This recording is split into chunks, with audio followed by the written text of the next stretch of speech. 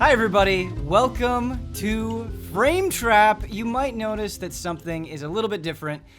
We don't have 4 people on the show today. We have 3 people, and we're trying something a little bit different. This is Frame Trap episode 30, and I've been listening to feedback for the show, and I've been thinking about my own stuff, and I realized the last couple of episodes, it's been a lot of what we've been playing, and I do think that that is the bulk of the show. That's kind of the heart of the show. We want to talk about games in a casual way and shine a light on things that we don't really necessarily have other venues to shine a light on things very easily. But at the same time, I feel like we're rushing emails. I feel like we're rushing the HOTTAKE, and some of that is on me as a host. But I thought, hey, let's mix it up. Maybe we don't need that 4th person. Maybe we'll have a better flow. Maybe it'll be a little bit more intimate. Just the whole thing will be better if we just have one less person. So we're trying it out. I think it is good to try things, and who better to try new things with than Kyle Bossman. Hey, everybody. And Michael Huber. Hello. Huber, you wear your heart on your sleeve, and you wear your passion on your chest. You've got a Friday the 13th shirt on. Yeah. This is one of my favorite shirts. Yeah. How often have you worn that shirt, do you think? How often? Yeah. Bunch of times. I'd say once. It's in the rotation of the laundry basket. Oh, yeah. Yeah. Absolutely. So we're talking like once a week? No way. No, because I have a ton of shirts. Yeah. So I don't have to do laundry as much. Mm-hmm. So it's like I do laundry every like 3 weeks. So Life it's like, hack. Buy lots of underwear. Exactly. Do less laundry. Yeah. So it's like once every 3 weeks. Maybe this is just me and my horrible like sense of style and habits, but I feel like I wear like 25% of the clothes that I own because I only like 25%. Oh, yeah. Does that happen with you? Get rid of the rest. So I had the same problem. I just maybe a month ago donated a ton of shirts to Goodwill. I took like 25 shirts out. Nice. Yeah, it was overflowing. Too much drawer space. I've got to do that. Yeah. I think Because there's so many you're not using. Just give them away. post E3, I'm just going to have this big give it all away session where I Totally. just go to Goodwill. Yeah. And you know what? I think I'm going to extend it beyond clothes. Like, let's get serious. There are books that I have that I'm never going to read. Get rid of those. I'll feel good. If you're not familiar with Frame Trap, if this is your first time watching, there's different components of the show. And the first component is we talk about what we've been playing. And every ally is responsible for bringing some game that they have something to say. Some sort of insight, some sort of passion, some sort of enthusiasm, or even just some sort of intense criticism. Maybe the game is driving them insane. And today, Mr. Kyle Bossman, we're going to be starting with you. Cool. What have you been playing? So you know how Hubert, you said on this show he always brings Yakuza. He always wants to talk about Yakuza. Right. My goal for Frame Trap going forward is to always bring a VR game to talk about. Yeah. So I want to start with one I like very much called GNOG. Nog. G-N-O-G. GNOG. GNOG is not necessarily a VR game. You can play that without a VR headset completely. But it is a game that benefits heavily from a VR headset. So, to explain this game, it is a puzzle game. Straight up puzzle game. You're not exploring an island or anything. You are solving puzzles. But these puzzles are physical objects that you peer into. They're so cool. They're basically like a lunchbox with cool things inside of it. And so it's like a representation of a scene, little dioramas essentially, but like thick. They're like thick with things that you can play with and tinker with and open and crank and flip open. And that's really the things I enjoy with it, is just this feeling of that thing's there and I'm playing with it. I'm solving mysteries and telling a story through these weird little lunch boxes filled with toys. So you're talking about these different scenes and how cool it is to kind of get a look at them. What are these scenes like? Like what are you actually looking at, and how do they keep it fresh and exciting? Like what's the variation between these lunch boxes? So the first one is just frogs eating moths and butterflies and fireflies. Yeah. Bugs. And so that's a weird scene to depict, but you find interesting things in the way that you crank and slide and just tap and peer into. This is why I think it's probably best for VR is think of a diorama presented in front of you, and that's the entire puzzle. You can freely look at it. Sometimes when you're stuck, you can just lean back in your chair and see it from far away, or if it's something you're really interested in, you can peer into. This is a game about taking a knee. Yeah, I was just going to say that. Yeah. In a game that is so intensely focused on you looking at something, I feel like the aesthetic is very important. Like, Yeah. does this game have a strong style to it? It absolutely does. The style, I would say, is it's nice, big, blocky, and simple, and vibrant. And that's not to say every level is cartoonishly red, yellow, and blue. Some are, like sadder. Some are, these purples and blues and light greens. And the theme itself is like kind of interesting. And the music is so strong, a huge part of this too. Its aesthetic is nailed down.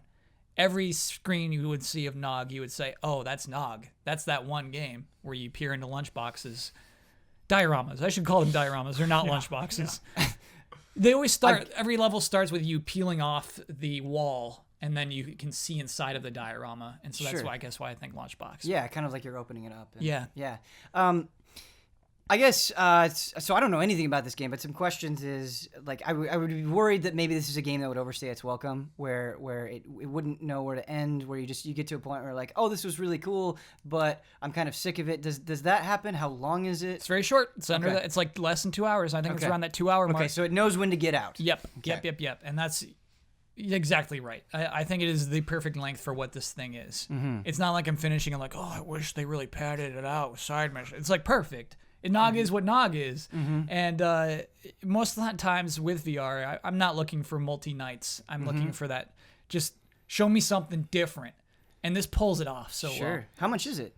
I can't say. 15, I believe. Okay, I'm going to have to look. Do you 15 check? or 20. I remember when it was on the store because I had seen it at E3 like once or twice. I was like, oh, GNOG's out. And it was like PS Plus sale. GNOG was like my 13 or noodles and something. broth last year.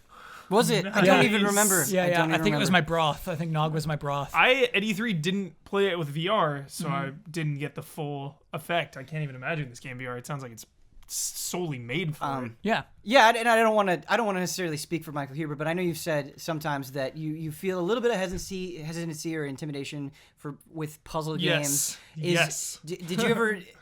Are the puzzles ever like that where you get stuck? Okay. They're never like that. I definitely was stuck twice. One was honestly, I think, like a mechanical bug. It was match up these two things. I had them matched up for 15 minutes, and for some reason the game didn't recognize it, and so I undid it and then redid it. It's like, okay, yeah, I get you now. So, and then, by the way, I looked it up. The answer, you couldn't. You type in GNOG ice cream, and then you find so many results for eggnog ice cream that you could not find the solution to that puzzle. So again, I just had to redo it. It's like, oh, well, I had that anyway. Another time I got stuck, it was like earned, and it was just Kyle would be a little more observant, and that's my favorite kind of solution. Not just keep trying to move the lasers over, which I think he was like the trial and error puzzles. Yeah. It does not have puzzles like that. Cool. Most of them are organic to the scene, and just it's like look into this deeper. Keep looking, keep playing, keep tinkering, and you'll find it. Cool. So talking about that, like, hey, be a little bit more observant, keep tinkering. This is sort of a vague question, but when I play sort of games like this, where so much of it is about seeing what's going on, and I know you said you didn't want this to necessarily be a multi-night thing, but I think the mark of a good game like this is when you sort of get that sense where it pops in your head and you're like, oh, maybe there's more to see. And like maybe you don't necessarily go back and play it again, but you think to yourself, perhaps there's more there. I looked at the hidden trophies. Okay. Finished the game. I was like, I wonder what those hidden trophies are. Yeah. What did I miss? Did they seem like pretty cool and pretty clever? Give us one. Sure. Well, one of the ones okay. Just one. It's for believing in the world. It's like one of them is just oh no, I don't want to spoil that one. It's just treating them as you would if they're a real scene. Cool. Which I like a lot. Awesome. Okay, well, I've been kind of hinted at this one. There's one where like you're cooking food for these two animals. If you clean everything up, you get a trophy, which I did not. But if you like tidy everything up before you finish the level, then you get that little hidden trophy. Like when you finish the level, you can like move ahead. You use like a button to move on, or no, there's a pretty clear thing to trigger the ending always. Of the puzzle that says. Did you? It's a button, by the way. You know I love buttons. Yeah. Just like hitting buttons to me is just Is it move controllers? I used the PlayStation 4 controller. Okay. I think because of the right analog stick, it's probably, you have to use a controller. Did you try it at all without VR? No. Okay. Back at E3, yes. Okay. But I wouldn't want to. Okay. If you have the option. Well, here's the thing, and I gotta say this. This is like the first very frame ratey VR game I've played, and it's only in 2 particular places. So you start the game, it's like, wow, this is great. Wah. But then the way that these levels escalate, near the end, you get to some that are framey. If you look around, it's like, cha-cha-cha-cha-cha-cha-cha. It's like, oh, did you not test this one? Did you just let it slide because it's such a complicated level? But you can't do, in VR, you can't have frame rate issues. That's really detrimental. When you're playing VR games, not necessarily for a stream, just for yourself, just Kyle Bossman, do you say things, do you talk to yourself, like not necessarily talk to yourself, but do you say things out loud when something is really exciting or wows you or frightens you or some strong emotion? I think for my first nights, I would say wow out loud. I think presently, no. I do get emotional. I get taken away and taken aback for sure. The way you feel in these worlds, the way you feel surrounded is so nice. And just the way everything works and interacts, it just feels good.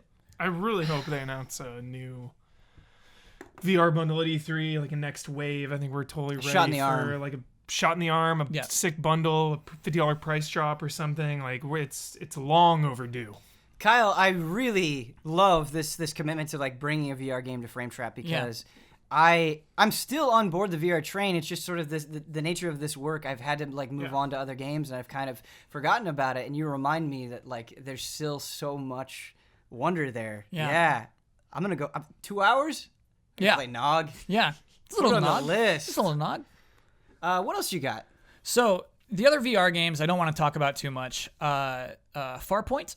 Okay. Really curious about this one. Yeah. Wow. By the way, whenever I talk about Farpoint, I have to say that Sony gave us a copy and the gun for that game. Cool. Also, we got a code for Nog, I should say as well.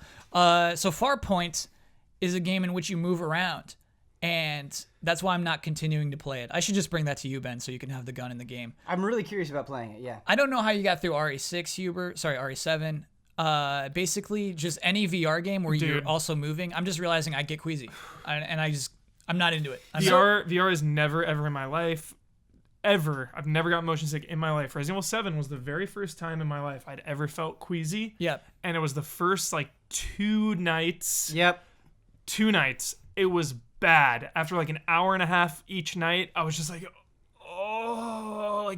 I'm getting dizzy. It's really hurting. This is not natural. Mm-hmm. Yep. And then finally, as I got more and more into the game and my tolerance was built up. You got your sea legs. Got my sea legs, but I was still a little bit uneasy. Yeah. Here were the exact same experience happened with me. The first night that I played Resident Evil 7 VR, I felt terribly sick. Yeah. I tried to lay down and I was in pain. Yeah. And then eventually, you're right, you just build up that tolerance. I could play for hours and I was okay. Oh, it's so cool. Nice. I would love to build up that tolerance, but I don't have it yet, and I'm not driven. Farpoint's not a game where I'm like RE7. Yeah. Right. I'm not I'm gonna get back in there. I'm gonna feel awful at the end, but I'm building up my tolerance. I'm not there yet with that game. Sure. It's cool. The gun is cool. It's weird to have a big dumb plastic peripheral in 2017. We thought we were past it, but it feels cool to point at a thing and pull the trigger, and then in the world of that game for that to have that same action. How's the story? Story is weak in the first hour, I can say. Okay. Here's what happens. There's a scene, Hubert. You're following holograms. You're following 2 people who have already crashed. Okay. And they're trying to find another team that's crashed. And so you find this recorded thing of them, and it's just a man and a woman, and he tosses a little juice box at her, right? And it splashes on the ground, and she's like, "Oh my God, you made a mess." It got on her too, and then she's like, "Wait a second. Look at these splashes on the ground. Do you see this?" He's like, "Yeah, what are you talking about?" She's like, "If we think of these splashes as debris from the ship that crashed, if we think about that backwards, we can find out where the ship crashed." And he's like, "You're right, but that's crazy. Let's do it." And so then they try to follow the trail of debris, this thought that didn't occur to them until they saw the juice box splash. Gosh, yeah. It was the most insane thing. And you feel like you're alone in the VR world. You feel like you're crazy looking at these 2 people come to this realization. You're like, what is this? Who are these people? The juice! How? It's the juice! It's juice, of course! It's like, wouldn't they follow the debris anyway? Yeah, they would. God. You don't need juice to tell you to follow debris, a trail of debris. Oh my God. So anyway, yeah, the writing's insane, but Can you skip cutscenes? ooh, interesting question. Okay. Probably. Okay. The presentation's out of the charts. Like it is a well developed or fully developed game, I should say. Just visually, it looks really impressive. Mm-hmm. You feel like you're on those worlds. You feel like that is smoke. Would going you say above. it's the best looking VR game you've ever played? No, because I really like Psychonauts. Yeah. Okay. I like not going for realism. Okay. Would And you say I it's really the like best Batman. realistic looking games? Can we go down that road? Sure. Yeah, I mean, I really like Batman. Mm-hmm. Batman's a game where you don't move around. There's no walking analog stick, and I really like every time I think of a VR game I love, it's that. You're stationary for the most part. I feel like the question that I immediately have with Farpoint, and I wonder if it's a bad question, is would this game be any good without the VR component? The answer is no. From what I played, from that first hour, there's no hook besides VR. Okay, and so for you, Kyle Bossman, when you're playing it, it's Yeah. just being on this planet, being able to look around. That's enough to kind of pull you through this experience. I spent a lot of time. They have these little destructible puffs of stone that like steam comes out of them. I spent a lot of time just shooting those because they're destructible, and that's very fun to feel like you have it like this cool sci-fi machine gun with infinite bullets is Right. so fun. To You have in your one hands. gun with unlimited ammo the whole time? I got a shotgun upgrade within that first hour. How is it? It's very cool, especially for just blasting bugs. Nice. It feels so good. And again, if we're just talking about a regular game and we're talking about, oh, you have a shotgun you can blast bugs with, that's like, oh, come on, man. Right. But in VR, it's this whole other game. It's can this feel whole it. other thing. Yeah. Talking about the enemies a little bit, Yeah. thinking about first-person shooters in VR, a question that I would have is the balance of the enemies, because I think if you make them just normal first-person shooter enemies, you don't play a first-person shooter in VR. I wouldn't think like you would regularly, because like regularly we're used to playing first-person shooters. We can react to a lot of things happening to us at once. Whereas in VR, I think you process a little bit slower. The movement doesn't feel natural quite away. But if you go too simple, then it's just a boring shooting gallery. And so, do the enemies feel threatening without being frustrating? Yes. The enemies Okay. are actually cool because they're Okay. little bugs. They scamper. They will try to survive. They will hide behind rocks, which is very cool in VR Yeah. because you have this complete freedom of your own perspective. Yeah. And so I like the enemies. You don't have to feel bad for shooting them ever. They're just nasty little bugs. Did you ever have a moment with one of these nasty little bugs where they were hiding behind a rock and you like peered over the rock and shot them like, haha, Yeah, I found you. And it's fun, and you shoot enemies from far away because you've noticed them, which is fun. Awesome. You can sidestep a bug that's jumping at you. That feels so good. Are you saying like it's a sidestep like button that you push and then your character does it? But you can also lean, Okay, right. which is sick. That's such an interesting thing. For sure. Yeah, and then have it fly by. That's cool. It's cool. There are cool elements to it, but I can't give a fair review of the game because I can't put myself through it, basically. I want to give it a shot. See legs. Finally, I do want to talk really quickly about Werewolves Within, which came out a long time ago. It's a social game. Okay. So Werewolves Within is like a tabletop game. It's like Mafia. I mean, it's like a werewolf game. I actually played it before, where everyone is secretly assigned a role. Somebody is secretly a werewolf. And the point of the game is to talk to each other, to discuss as a group who is the werewolf and who we have to kill, lest we be killed by the werewolf. Mm-hmm. It's very fun in real life. To me, I'm not feeling it in VR. And I know a lot of people did. A lot of people really expected me to like this game and to be like a troll and have a really good time. And honestly, it was a fun stream when I streamed it because of the interactions between people. But personally, the things I look for out of games, this isn't it. I don't even like multiplayer games. Is it online you play? Oh, yeah. So everyone has VR online. Everyone has VR. To Okay. me, what would make that not fun with strangers is with a group of friends. I feel like you could tell them like, "Hey, no, let's do it this way," or "Come on." Yeah. Whereas online, you feel like doing that would be rude or like it would be hard to coordinate. And so Nobody was scared of being rude. I'll say Okay, that. There okay. was nobody was scared Yeah. of being rude online. But was that hard for you? Like, did that get annoying? Just, Oh yeah, it's gonna be that every single time. Uh-huh. And the way that they have they have extra roles. You know, there's a person who can look up in the stars and get hints, and there's a person who can look at the other down on the ground and get hints. And there's somebody who's like a backstabber, not necessarily a werewolf, but working for the werewolves and trying to get killed. And if that person gets killed, they win. They added so many complicated rules to it that honestly, it almost comes out to a draw. I don't believe that anyone can become skilled at that game on their own. I honestly think it's kind of a game where it's just like you win 50-50 and you have a good time interacting with people, which is fun if you love interacting with people, which I don't. Fair enough. Yeah. Fair enough, Kyle.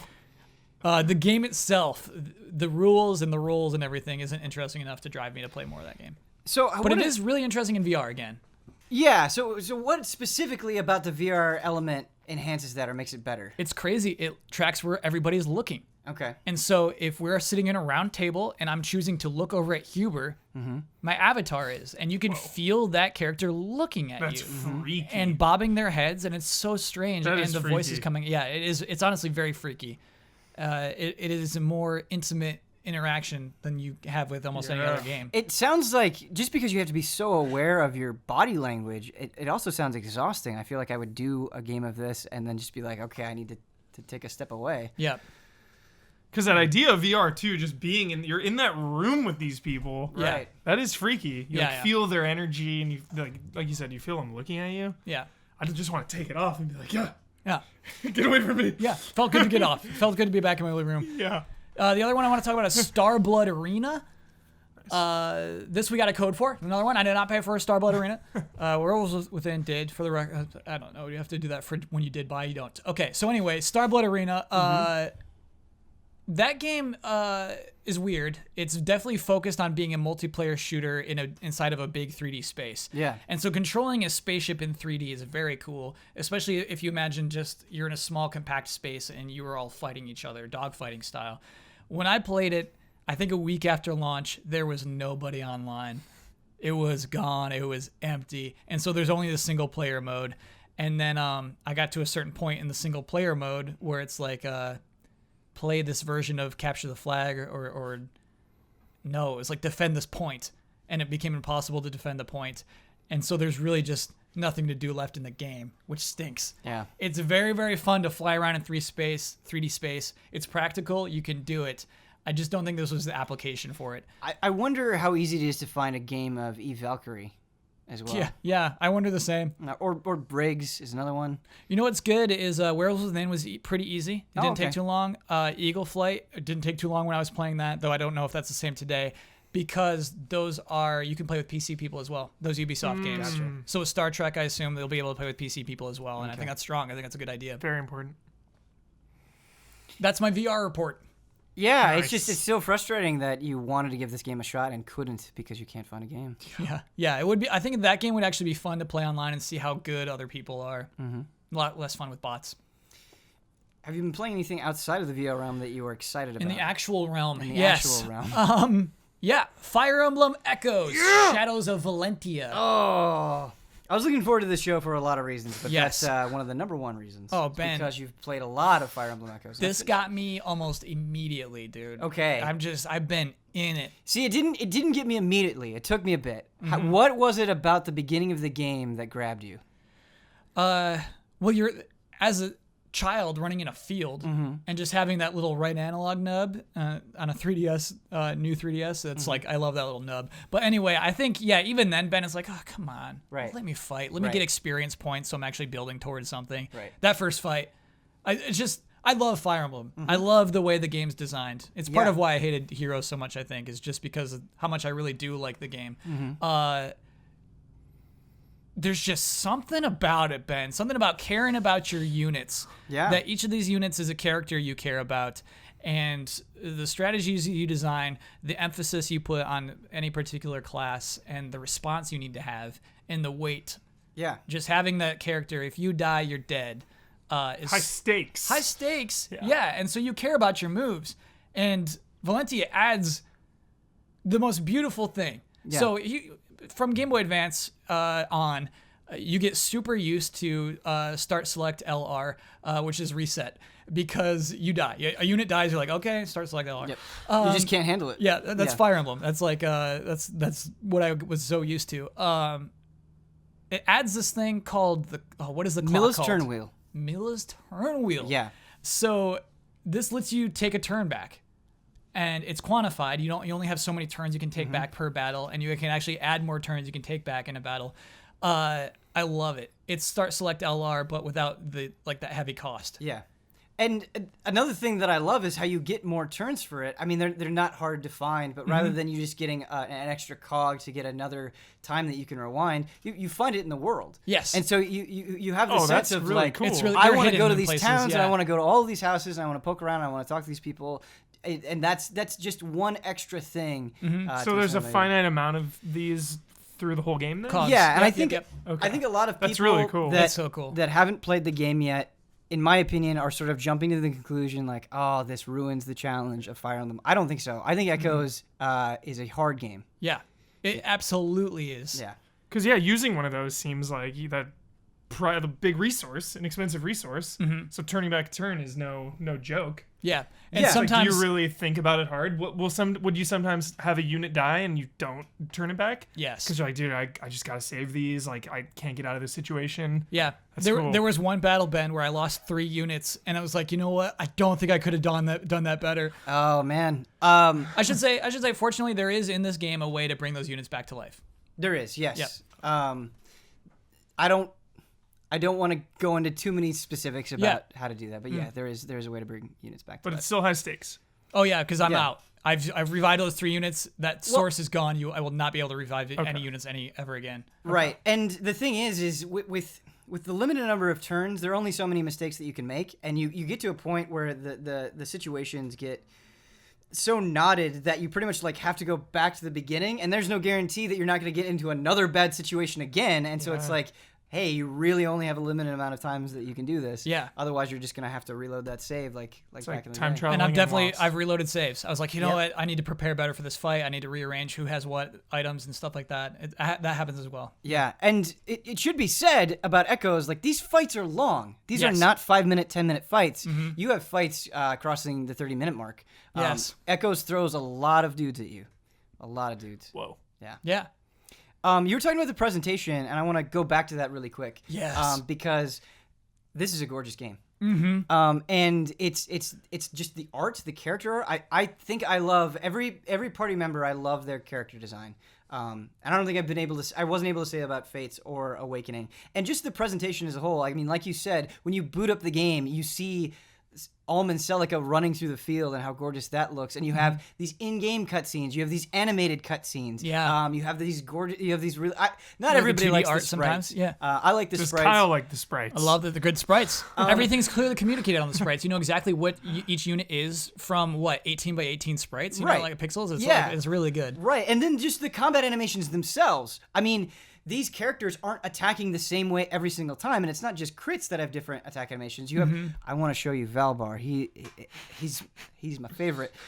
For you, I think you would really like Valbar. He's I like just his this, name. Ben, Yeah, that he's, zero resistance though. Zero oh yeah, resistance. but that's the thing. That's about my those style. big- yeah.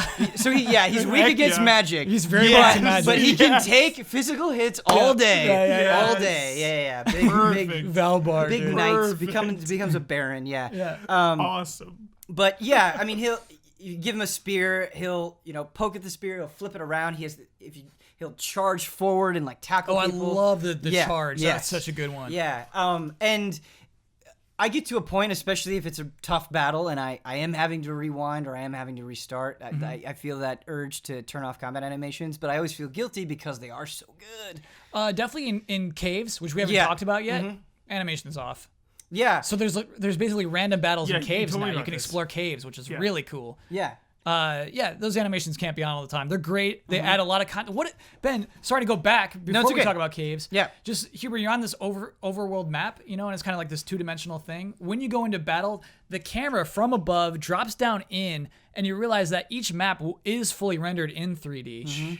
And it's just so cool. It is the context. They are where they appear to be on the map. Yeah. As opposed to just a randomly generated background. It's very, very cool. I love that. Kyle, what I ended up doing, and it took, I don't know why, I just like missed the option. I guess I wasn't poking around enough, but eventually I figured out that you can, because the battles that you're getting into in dungeons are just pretty straightforward. It's these enemies up top and you guys at the bottom, and they're usually not very strong. They're usually pretty simple to get through.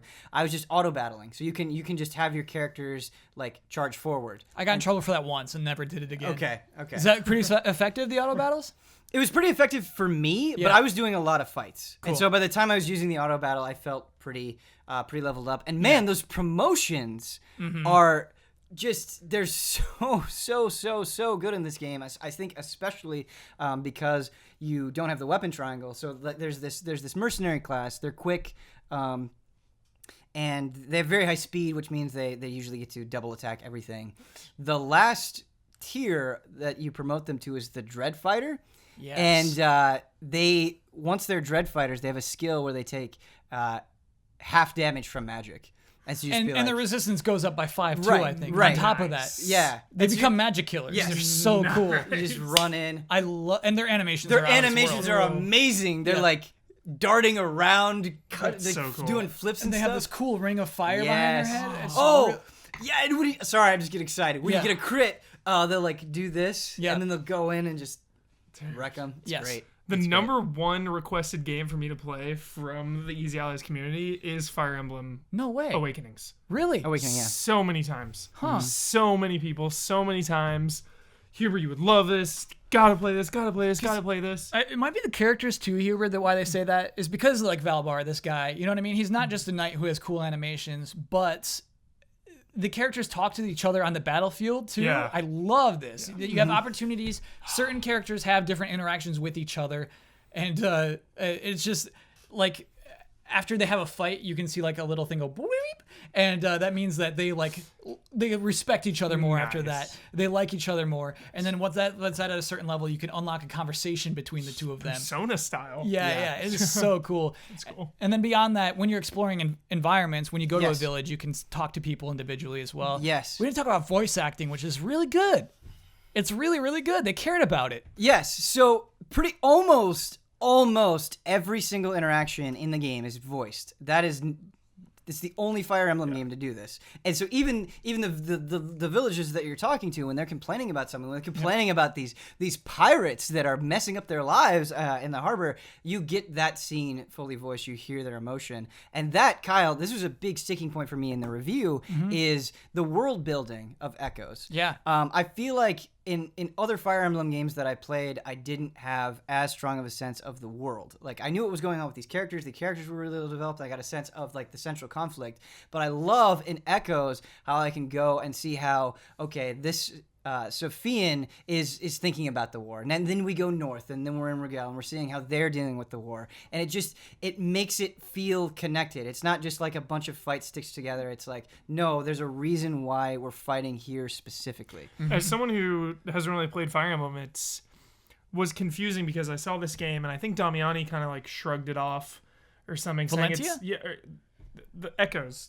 saying it's like a remake or a... It is. Okay, yeah, so I thought this was just going to be like, it's a handheld kind of like spin-off, but the way you guys are raving about it, it's like the real deal, like this is the new Fire Emblem. Yeah, it's weird. No, well, it's weird because like a lot of the things that are in Echoes are not necessarily going to be in the next Fire Emblem game. Gaiden was a weird game that did a bunch of things differently. Like we talk about the absence of this weapon triangle. This is the first time in North America where a Fire Emblem game hasn't had that. Or like when you're casting magic, that magic, almost all of it, costs health. That's a weird thing. I like that. Yeah. That's cool. It's a great... That's a cool mechanic. Traditionally, the way Fire Emblem works, Huber, is every item has limited amount of uses. Right. Yeah. Your sword will just break after a certain amount of uses. Your spell book will break after a certain amount of uses. And so instead of that, this says HP goes down for if you use magic, or if you're holding a sword, that's the only thing you can hold. You can't hold a shield, or you can't hold a stat boosting item because you decided to hold a sword. Yep. That seems like a really good balance. Because I'm always saying magic is OP. Yeah. Why can they do more damage from farther away? Yeah. What's the deal? You have to pay They're a nuking price. people. Yeah. They're nuking everyone. They're a mile away, slinging spells. And so the guy has to get close with the melee weapon, and by that time he's probably dead. And then he's doing damage that like isn't even as much as they're doing from a mile back. Yeah. I like that they lose health. Yeah.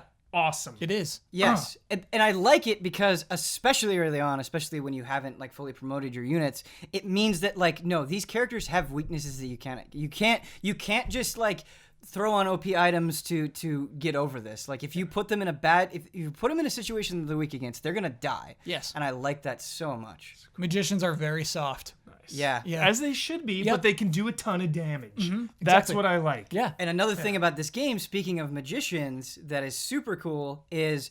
At first, so there are two main characters. There's Alm and Celica, and they have two different armies. And so you start out playing as Alm, and then you switch to Celica, and then later on, you can switch between them freely. And their armies feel so different. Celica's army at the beginning is basically just a bunch of mages. And that's very, very, very different from Alm's army, unless you make all of the villagers mages for some reason. And that's really cool because when you're switching between the two armies, you're like, oh, I wish I had this character who had this skill, but you don't. And so it keeps you on your toes, which I really like a lot. And Ben, it is cool actually that those two armies do feel different. Yeah. I love that. Yep. It'd be very easy to just make them like, hey, just play the same game. This one has mages, this one has mages. But yeah, they do feel differently, which is cool. Definitely. So do you like it more than Awakenings? Or Awakening? Awakening or Awakenings? One Awakening. Awakening. I really like the characters in Awakening a lot, and Awakening is a weird game for me to say like how I feel about it or how good it is, because when I played Awakening, I didn't play Path of Radiance or Radiant Dawn, and so the last Fire Emblem game I played was Sacred Stones in the GBA, so it had been such a long time, and there were so many new things in Fire Emblem Awakening, and those new things have become very synonymous with Fire Emblem. Marrying units, having child units, having relationships with those children, pairing up units. You can't pair up units in Echoes. Right. And so all of that newness and the fact that I hadn't played Fire Emblem so long, I think really made me love it. But there's a thing about Awakening that I remember. Again, I played on normal and classic, like permadeath basically, and I remember just breezing through, like not struggling at all. You could power up like fight. 3 units. Yes, and those 3 units would have a good time. Yeah. Yeah. And I played through Fire Emblem Echoes on normal, and I really haven't messed around with hard yet. Just because I like it so much, I want to go back and play hard, but I have not played hard yet. But man, like even on normal, that game will punish you if you're not thinking about it. Like it is a strategy game. Sick. Yeah. Good. I love strategy. Yeah. It's awesome. Hubert, it compares very well, which is cool because you're right. It's easy to phone in a remake. Just like, oh, it's a remake. But I kind of wrote it off. I didn't know that it was like a brand new Fire Emblem game for you guys. It's like, whoa, okay. And what's weird is the quirks they kept. They could have just said, no, we're going to use the Awakening engine. We'll just make it like Awakening was. They decided to honor that game that is the weird Fire Emblem. And they honored it in such a weird way, and that they like respected entirely. And they said, "Let's make this work. Yep. Let's make the exploration work." Because they released Shadow Dragon on DS, which we got, which was a remake of the original Fire Emblem, which we didn't get, and they put the weapon triangle in that. And so I do really respect like. It looks great. The localization is so good. Yeah. Like the story of all of these characters, like you end up there are characters. The way characters are introduced in Fire Emblem Echoes, it happens. Occasionally where it's just like, oh, can I join you? Like they look like any other villager, and you talk to them and they're like, hey, you seem cool, can I join? It's very abrupt. And you're like, oh, they're just probably going to be throwaway. But then you go deeper into the support conversations and you learn about them and you're like, oh, there's actually something here. You actually did take the time to develop them. And then when they're on their team and they connect to another party member you would never expected them to, that's the most fun in the world. And then they die, and you're just like, dude, no. And then they die, and you're like, dude, no, absolutely. It's hard though, because you haven't really played Fire Emblem before, and it's hard for me. And Kyle, I want your opinion on this. Yeah. Because like I said, I think Fire Emblem Awakening is an easier game to get through, and I think it will maybe give you a better sense of where modern Fire Emblem is right now. But Echoes is so good, but it's I think because of its difficulty and because of its quirkiness, maybe it's a little bit harder to get into. What do you think? I would say go with Echoes. Okay. Ben, there's things that I'll miss in future Fire Emblem games. I'll miss going to a village and not it being one screen. You know, absolutely. In other That's games, what you go I'll to a miss the village most. and you have one conversation and you leave the village. Is traditionally what Fire Emblem is like. And the fact that it costs HP to cast magic has me on board. Honestly, I love that. I love that so much. Because you have that learning moment, or at least I had that learning moment where you're like, yeah, okay, spells cost HP, whatever. I'll I'll just cast this magic I need to cast, and then a guy will come up and he'll do just the amount of damage that he needs to do after you lost that HP from that spell, and you're like, oh no, wait, like I have to think about this. I need to heal those people after they cast their spells. Here, you'll be like half dead after some spells. They'll just take half your life to cast it. Awesome. Yeah, exactly. That's so cool. Yeah. But they're always really powerful, I assume, right? Like, But I mean, there's also enemies with strong resistances, and those magicians can't do anything to them. Dang. Yeah. We have to talk about the economy, because this is a part of Fire Emblem Echoes that I actually don't think has been talked about or praised very much, that I think is very good. Economies are never praised, and I'm sick and tired of it. The economy... Nobody cares, and when you really dive into one that is really taken care of in a game world, it makes the entire game better. It's super good, Huber. Awesome. Okay, so it's extremely simple, but you get 2 coins, basically, silver coins and gold coins, and those upgrade your weapons. And because you can only hold one item at a time, what you choose, like, things are so expensive when you're upgrading that you can't, it's really hard to give everybody their most powerful or most upgraded version of the weapon that they have, and so you have to pick and choose. But it means something when you do a battle and you get a silver coin purse, or when you're in a dungeon and you break an object and you get just 1 coin, and you're like, oh, okay, nice. That's I love that contributing to the total. Or when you're Yes. exploring a town and you notice something in the corner and you pick it, and you're like, oh, that's a bag of money. It's really, really cool. You also have to make a decision. You can either, like, there are going to be points where you can either upgrade a weapon or you can change it into a different weapon. Yeah. But there are question marks into what you can change it to, and so you gambling. don't know. And so you're spending currency. And you also get rusty shields and rusty weapons, and you don't know what they're going to turn into, but you have to spend a little bit of money to see what they are. Yeah. I love that. It's a I sacrifice. love when economies are so strong in games, not spending any money. I love just hanging on for dear life as long as humanly possible, and just saving and trying to get through these battles, and just getting through by the hair on your cheek, or whatever that term is. Hair on your chin. Hair on your chin, you know? Skin of your teeth. Skin of your teeth. Not by the hair on my chinny chin chin is Yes, a whole other weird okay. thing, right? Ben, I spent like 15 minutes maxing things out, seeing where they go, and then resetting, and then seeing what else I could max out. Because one of the swords I maxed out had a hidden question mark option once you fill it up. And then it's like, oh, I could turn that into that instead. And then it was a sick sword. And so, yeah, you do. You have to choose. I think I'm pretty close to the end right now. I did not come close to maxing out 3 weapons. We didn't even talk about skills. Yes. So in other Fire Emblem games, as your character gains experience and level up, they'll get additional skills. Pretty typical. Fire Emblem Echoes, skills are tied to weapons and weapon use. So if you give somebody an iron sword, in order to unlock the skills for the iron sword, they have to be using it for a while. Yeah. And you don't know if you haven't used the weapon much before, you don't know what those skills are going to be. And so you see a huge secret weapon, you're like, oh, the skills have to be so cool for that, which is why I'm using it right now. Right. Oh my goodness. So just using the weapon kind of levels up your skill with it. You don't put like Dragon Quest 8. You put points into swords. It's just okay. I've been fighting with this weapon. A leader is slowly filling up. Cool. And is that on the particular weapon or the character? It's on the particular weapon. Okay. Oh well, it's that character's experience with that weapon. So like, if you have one character, say you have Gray, who's been using an iron sword, and he gets that all the way up to where he has all the skills unlocked for that sword. If you suddenly give that sword to somebody else and they haven't been using iron swords, they won't get those skills. Cool. You know what they are, but you have to put in the time to get there. Cool. Yeah. It's awesome. Yeah. These are all everything you guys have said about this game. All of the economy, the difficulty, the characters, the exploration. Everything is what I love in video games. This game sounds awesome. It's crazy, dude. This game sounds really awesome. I was up till 5 a.m. I was up till daylight playing this game. It sucked. Oh. When the sun comes up, you're like, what am I doing? What am I doing here? I gotta finish it. I gotta finish it so I can move on and do other things in my life. I mean, I don't know how much value there is in saying this, but I just need to say it.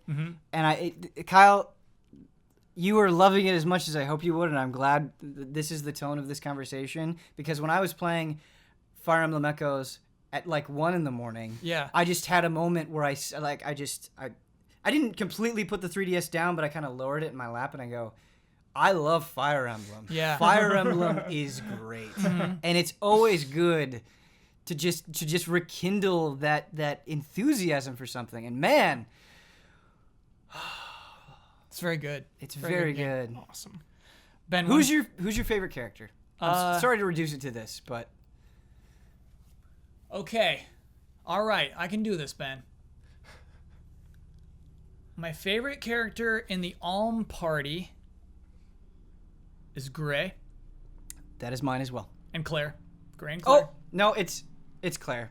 No, it's Claire. It's Claire. Mine is Claire. And my favorite character in the Celica party, Sonia and Jenny. I thought you were gonna say Sonia and Jax. So, I did not get Sonya. Yeah. Ben, That's all I can say. I made a choice, deliberate, like, oh, I'm probably going to get Sonya if I'd make this choice. Mm-hmm. So you got some other weirdo. Sounds intense. Do you like that weirdo? Is that also a cool character? Yes, I liked him. I liked him, but now I'm curious about Sonya. Yeah. May is my favorite on the Celica side. Who's the guy with gray hair, too? He's sick. He's my Dread Knight. The Dread Knight, the gray hair. I'm thinking of... He's one of Alm's buddies. Oh, it begins with a K. Yeah. Is it Cliff or Chris? It's Cliff. It's Nice, Cliff. Ben. Okay. Yeah. Cliff with a K. He's anybody who's arrogant in a Fire Emblem character, I'm drawn to. So it's Anybody weird. who's finished a fight like, too easy. I'm like, yeah, this is cool. Yeah. It's weird because Fire Emblem Too easy, Heroes scum. has put characters from Echoes in those villagers, and they've given them classes. Yeah. And there have been kind of like wink, wink, nod, nod. Like these are supposed to be the canon classes. Cliff was my archer, and he was okay. amazing. Cool. But I think there are hints that like he's supposed to be a mage or is canonically a mage or something like that. Oh, weird. No, Yeah. for me, he's just a total cool sword fighter. His, Which is fun, his right? smugness, the reason why I picked him as an archer Mm-hmm. is because his smugness of like hitting somebody from very far away and just being like, I got this. It's just perfect. He's the worst. Yeah, it's so fun. There's another point that I want to bring up about Alm and Sure. why I was not sold on Fire Emblem Echoes, especially the story early on, is Alm is very much a character that, boy, you've seen a lot. He is somebody kind of raised in a village as a peasant, and he just sort of like rises to power, becomes the leader. People expect a lot from him, and sort of that rags to riches, you were the chosen one. A lot of those themes are in Fire Emblem Echoes, but what I like about Alm that wasn't in Fire Emblem Fates with Corrin at all is people question Alm. Yeah. There's a character named Clive specifically who goes through a lot of doubt with like, man, are we really making the right choice giving him all this power? And what I like about Alm is there are moments where he even questions himself. It's not like a bad JRPG character like I'm gonna wallow in self-pity kind of doubt. It's a very real like, wait a minute, let me just take a moment. Am I making the right decision? And I thought that was a nice touch. And again, I think is a testament to the quality of the localization in this game too. It's very, very good. Yeah. A4, killing it. Yeah. Best in the biz. Nice. I could talk about this game Sick. the rest of the time. Yeah. That's awesome. It's very good, Eber. Let me do one more. I thought of a quick update Okay. because we're talking about late night game sessions. Yeah. 5 a.m. games. It's 10 p.m. our time. Get a text from my mother that just says 8 lasers exclamation point. She lives on the East Coast. It's 1 a.m. her time. She's 8 lasers deep into The Witness.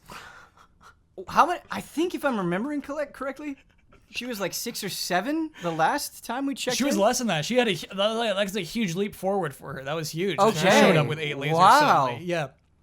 Connecting the dots. I would just be beaming with pride. If I was am. you. Okay. That's I'm like, awesome, oh, Kyle. I was like, Mom, you're so close. You're almost there. She's yeah. like, no, I'm not so close. I got to go under the windmill. I got to go back to the greenhouse. I feel so far away. It's like, okay, all right, take your time. That's awesome. She's still plugging into that game. I'm so proud. So cool. I don't know what your mother does for a living, but I'd like to pretend that like she's just at work and The Witness is just creeping in. And she has just like little epiphanies of like, tonight I'm gonna go home and I'm gonna try this. She did text me drawings she had at her desk, at her work desk, of like She's doodling. of Witness stuff. Yeah, Yeah. yeah. So cool. It's grabbed her. That's awesome. And yeah, we should move on here. I see your time too over there. I do want to say Edith Finch I think I'm going to think of at the end of the year when I'm thinking of my favorite games I played. Hell yeah. I really like that game. It's a lot of the things that I love in the games that I love. It's all present in there, and so I do want to add on top and say I very much like that game. So Kyle, I know you, Huber knows you, we know what you like, and I think a lot of our audience members know what you like in games. When you say Edith Finch has a lot of the things that I love, what do you mean? There's a world presented in Edith Finch, and that house isn't a bunch of platforms, but it is super fun to explore. And when I talk about GNOG, about like switching things over and swinging things open and finding secrets and just all of those things, it's not like the house is entirely impractical, right? But it's just that it's made in this way that it is a video game. It is fun to explore this area, but it also feels like a house. The way it feels like a house makes those things so interesting. It's weird. It's not a joyful game, but it's just so fun to be in there, to explore that game. Video games are weird because they can be fun and sad simultaneously. Yeah. And that is Edith Finch. I very, very much like that game. Did you play the Unfinished Swan? Yes. Do you like Edith Finch better? Oh, yeah. Big time. Why do you think that is? Story. Yeah, it's the completeness. Yes. It's the completeness, for sure. It's like a little been more. novella. It's the full package. Yep. This is all Beginning, very middle, and convincingly connected. Yeah. Yeah. Absolutely. Yeah. All right. I like these quick hits. Do Yeah, we have any quick more hits. quick hits that we want to get through? Oh, I think I had one more quick hit. We've got, I think what you might be thinking of is Comico. Do you want to talk about Comico? Yeah. Okay. No, you know what? No. Okay. We don't want to talk about Comico. Pretty good, very cheap. If you're looking for a Switch game that's super cheap and super short, yeah, Comico One Night. It's from the same team. They reuse assets actually from Faerun 2. You know, I talked about that game on this podcast. I saw those in the screenshots and I'm like, oh, I should get this game. And it's kind of fun. Not as fun as Faerun 2, but it's a fun, cheap game. Okay. I have Marvel Heroes Omega written down. You want to talk about Marvel Heroes? Huber, let's co-op this. Just kick us off. Kick us off. A game where you can play as Blade in 2017. That drew me to Marvel Heroes Omega. And because I'm in the Marvel mode right now, I just saw Guardians 2. I've been in the Marvel mode since like Avengers 1. Like I'm so all in on the Marvel Cinematic Universe. Like it just gets me excited, Guardians 2 is sick, by the way. It's like my favorite movie this year. It touched my heart in ways I was not expecting. Yeah. Like I'm thinking about Guardians 2 like gets me emotional, gives me chills. And it was just so enjoyable to watch. It's just such an easy. It's an easy watch, but it also is affecting. That script. Yeah. You're working hard on that script, and I can tell. We can tell. We can see the work. Tell. You can see the work the they've been putting passion there. comes through. Yeah. Not to mention S.H.I.E.L.D. You hear me rave about that like every time I'm on camera. I don't mean to take away from Guardians, but I did have a question about Marvel Heroes. Yeah. And what you're saying is you could play as Blade in Yes. 2017. I feel like you just kind of turned back the clock for me. Yeah. Because I remember having conversations with my friends about licensed superhero games. It'd be like, yeah, but you can play as this guy. Yes. However, That's why I got the Matrix game. yeah, right. Enter the Matrix. Yeah. Enter the Matrix. Or, never mind. We don't need to go Matrix down that hole. Online. But a lot of times that would kind of get us in, but then we'd realize, oh, it's not any fun playing as these people. This isn't any good. This is a good Blade. What makes it a good Blade? Blade has a shotgun, and it has no business being as satisfying as it is. It feels good to shoot things with a shotgun in this like isometric dungeon crawler. What makes it satisfying beyond the inherent satisfying nature So you of have a shotgun? you have an ammo cooldown. Yeah. So you have to Blade has his sword, so he uses his sword, but also if you're like overwhelmed by a group of enemies, you go to the shotgun, you're blasting them away, it does a ton of damage, and then you run out of ammo and it's recharging, and then you go back to your sword and you're like cutting them up. How is the voice and how does it compare to Wesley Snipes? Ooh, that's a blow. That's a mark. It's not terrible, but it's not. A lot of reused lines. This is a free-to-play game. I'd say the tone, little cheese on that tone. Yeah. When I think of Marvel, and I say this with affection, I think of a little cheese. Yeah. So what separates? Right, it's not Logan. It's not. Yeah. It's Marvel. It's good times, but like Blade comes in and he's like, Deadpool, I'm not gonna be your Edward to your Bella or something. So make some Twilight joke. It's whoa. Yeah. He said it like 3 times every time. I went Deadpool back can to the make that tower. joke, but Blade can't. That's what's interesting is there are so Yeah. many characters and they all have individual interactions with each other. Yeah. She-Hulk is who I was playing as. Actually, so I started off as Spider-Man. Okay. I love Spider-Man.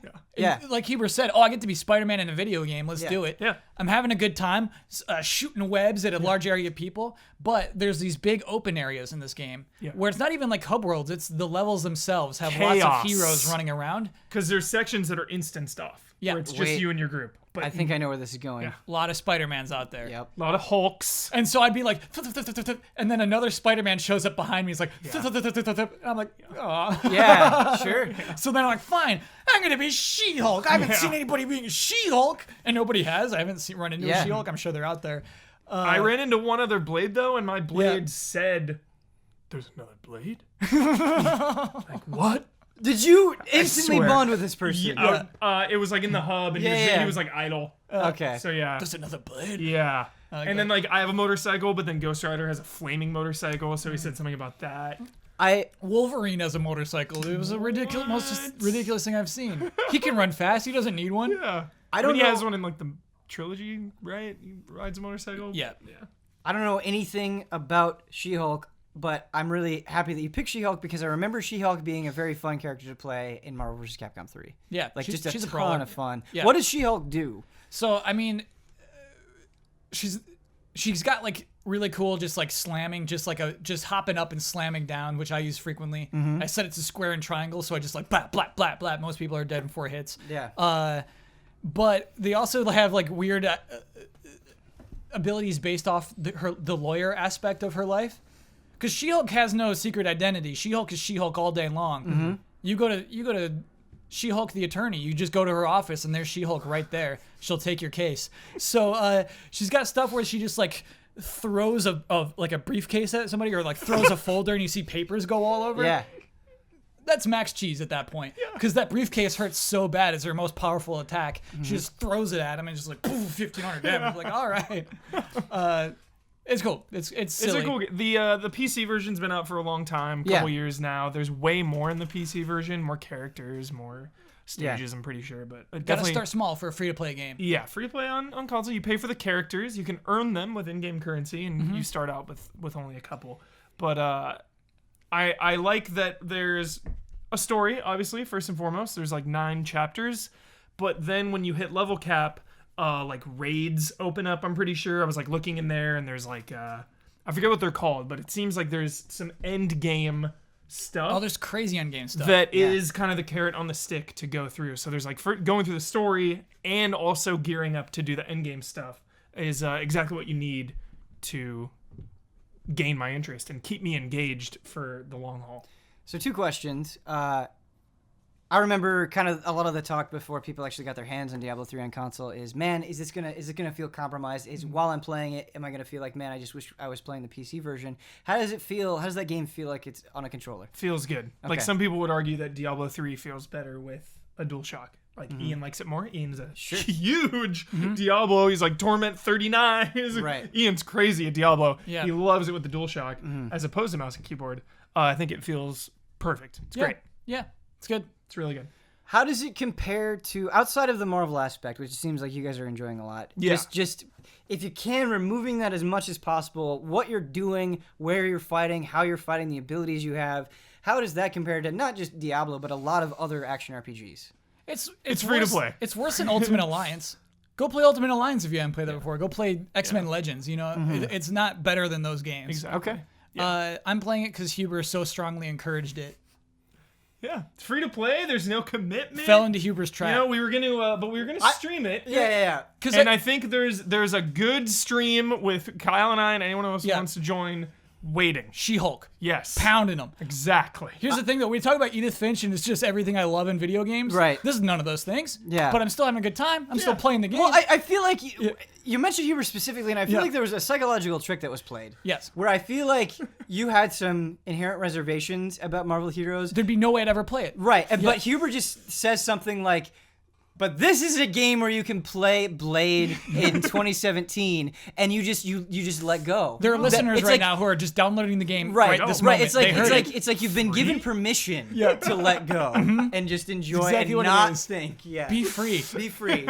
Be a superhero. And I smash would love if the tagline for Marvel Heroes Omega was "Be free." It might as well be because it's free to play too. Yeah, it works. Oh, we're great. Are we ready to move on to Michael Huber's suite of games? It's not many. Yeah, but they're important to you. They are. Which one do you want to talk about first? Injustice 2. I reviewed it. Yeah. I love Injustice 2. My God. Yeah. I haven't been. I mean, Mortal Kombat is my jam. That's always the fighting game that I gravitate to. Yeah. Because even in the early days, I go back to the origins of Mortal Kombat versus Street Fighter, and Mortal Kombat was about just doing your special moves. You look at Mortal Kombat 1 and 2. That's all it's about. Do your special moves, punch them a bunch of times, fatality done. Uppercut. Yep. Freeze them, get over here. Like, that's what it was all about, whereas Street Fighter was more combo-based. So I just always liked that aspect of, I just want to, freeze people and uppercut them, And I just like the fatalities, obviously. And you like the spectacle of Mortal Kombat? Totally. The vibes. The vibes, yeah. And I may sit here week after week proclaiming my love for the Marvel Cinematic Universe, but DC is where my heart is. It's just at this point in time, 2017, Marvel has stronger properties, if you will. You look at the Marvel Cinematic Universe, we're not going to go down this debate. We're not going to go down this road. But there's Marvel that, and, even the Agents of S.H.I.E.L.D. show versus, Powers. That's not... But... It's a show. So DC is where my heart is, and this is fusing, Batman into Mortal Kombat essentially. Sorry, Powerless is what I was thinking of. Powerless, already the canceled. DC comedy show. Yeah, already canceled. Yeah, but Huber, Gotham. You talk about this fusion of NetherRealm and this DC universe that you love so much. Yeah, this has happened. We had Mortal Kombat versus DC. We had Injustice 1. So what is it about Injustice 2 that has you all hot and bothered? First, the story. To me, it's a high point for NetherRealm. Absolutely. And they've managed to simplify the mechanics. They made it easier to do things in this game, but not at the expense of complexity. You still need to be aware of all of these elements, but it's just easier to pull things off. It's easier to do your moves, easier to do your combos. A lot of combos are 3 hits. Juggles is where the skill cap really starts to rise. You do some juggles, but even juggles are not that many button inputs to do these moves. I love that supers is just L2R2. L2R2. You filled up your meter, you want to do a cool super. Yeah, right. And just the way they've made the meter burn, so you have your meter on the bottom. It goes up to a maximum of 4. Yep. You can use a bar to make your move stronger. You can use a bar to roll. You can use 2 bars to get out of an air juggle. You can use 4 bars to do an all or nothing super move. Or a clash. Or you can use 1 to 4 bars to do a clash to regain health. So just managing that is just this whole other element built into the game. That's they had it before, but adding the rolls and the juggle escapes is new. Yeah. So excluding projectiles, which I'm sure we're going to get into. Injustice 2 is one of those games where you can kind of just hit a lot of buttons in a very natural sequence, and cool things will happen, good things will happen. You'll do a decent amount of damage, but that doesn't necessarily take away from what I consider to be the best part of fighting games, which is you can just mash and cool stuff will happen. And if you're playing with people where that's all you want to do, you'll have a good time. But if you have somebody that just blocks and punishes you, you still have to be aware of how you're using those things, even if they're simpler to do. And I think that's very important. I want to talk about one of the things I love the most, and they have finally made a fighting game the most accessible single player fighting game in history is Injustice 2. They've done it with the multiverse, with Gear. This is a fighting game you can buy and play for tens and tens of hours and never interact with a person online. The multiverse, for those that don't know, is like the Living Towers in MKX. They rotate in and out, and they add just different parameters to fights, and you know, there's a heavy RPG element now built into the game. Every fight you do, you level up. Yeah. You get loot boxes. Which I thought was stupid. Which a lot of people were like, oh, this is so dumb. You know, I was doubting it. I was like, oh, no. But the way it's integrated is so not in your face, and it's not... It's...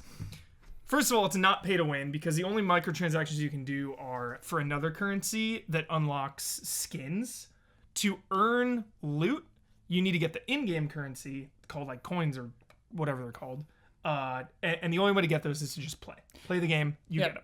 And then... Online, in most matches, those are simply cosmetic too. Your loot. Yeah. If you play ranked... Yeah. No loot, it's just your luck. All your stats are even. So if you're super competitive, that stuff does not interfere. And then if you do like unranked match or the multiverse, which is why I love it, because this RPG element with the multiverse is so awesome. There'll be like multiverse battles where it's like Joker has taken over, like he's a boss fight, so he has a ton of health. Right. And it'll be like, all right, use Batman to take down the Joker. So then it makes all my characters important, and like building each and every one of them up, because some of these fights you have to use certain characters.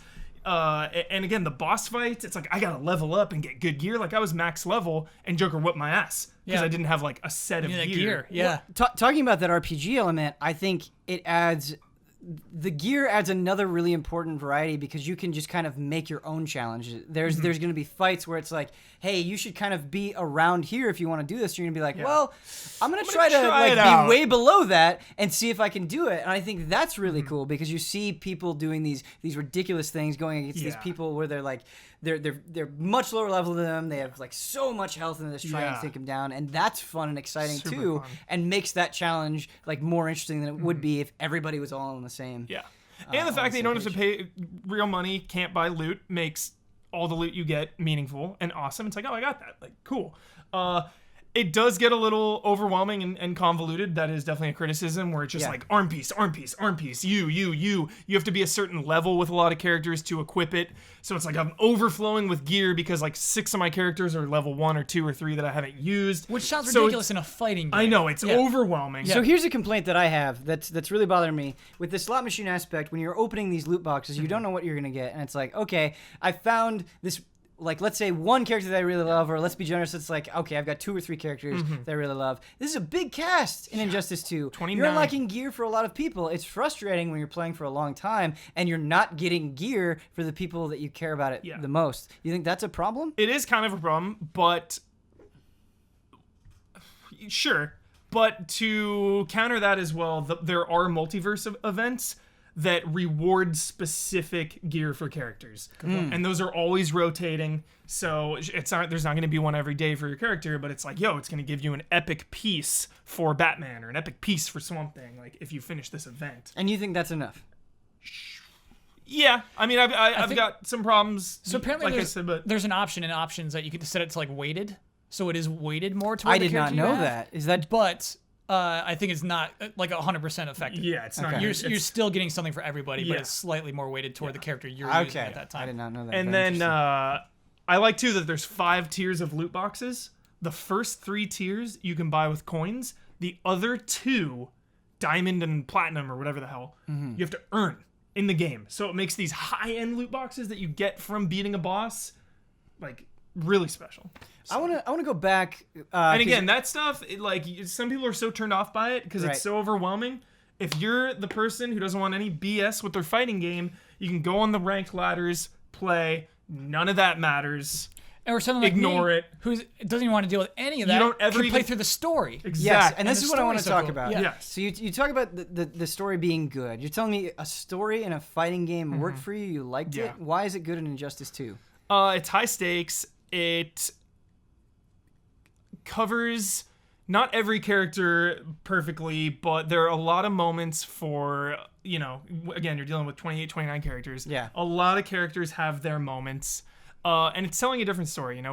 We've seen totalitarian Superman before in episodes of Superman animated series, in select comics, in Injustice 1 even. But this is a story straight up about Superman having enough, being done holding back.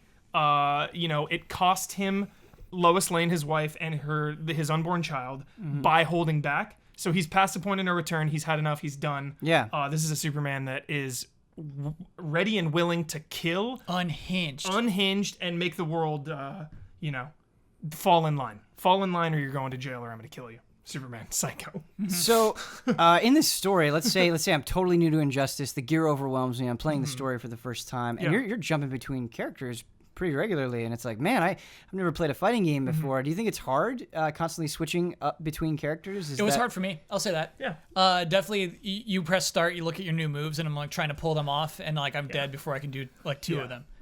You want some time for experimentation when you hop into a match. Yeah. It definitely helps you be better, but when you die once, when you retry, the difficulty goes down. And so, noticeably. As Hubert talked about this being an accessible game, I love that. So somebody who is really good is not punished for being really good. That person will just go win their fight, move on to the next fight, win that fight. Maybe you'll get clowned for one time, and then you'll get an easier fight, and then you move on.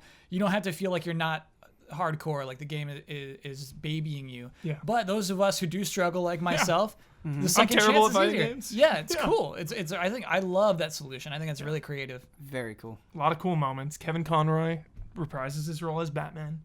Best in the biz. Just really good production value. And out of this world production value. Yeah, unbelievable. It's like it's worth saying it's the best. It's the best a fighting game has ever seen. Ever. Yeah. Like unmatched. I can't get enough of this story mode. It was crazy.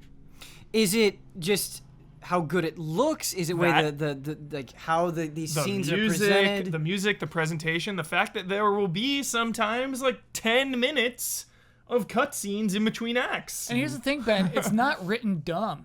It's not written dumb. It's a dumb idea. It's a dumb story, but it's written so respectfully. So it's much very respect interesting. and love and care into these characters. Yeah. With the exception of Wonder Woman, we joke around like Wonder Woman in this game is they trashed her. Trashed her. But like, they don't pander to the audience. Like, there's I don't want to spoil it, but there's like some moments that they really could have abused and they don't.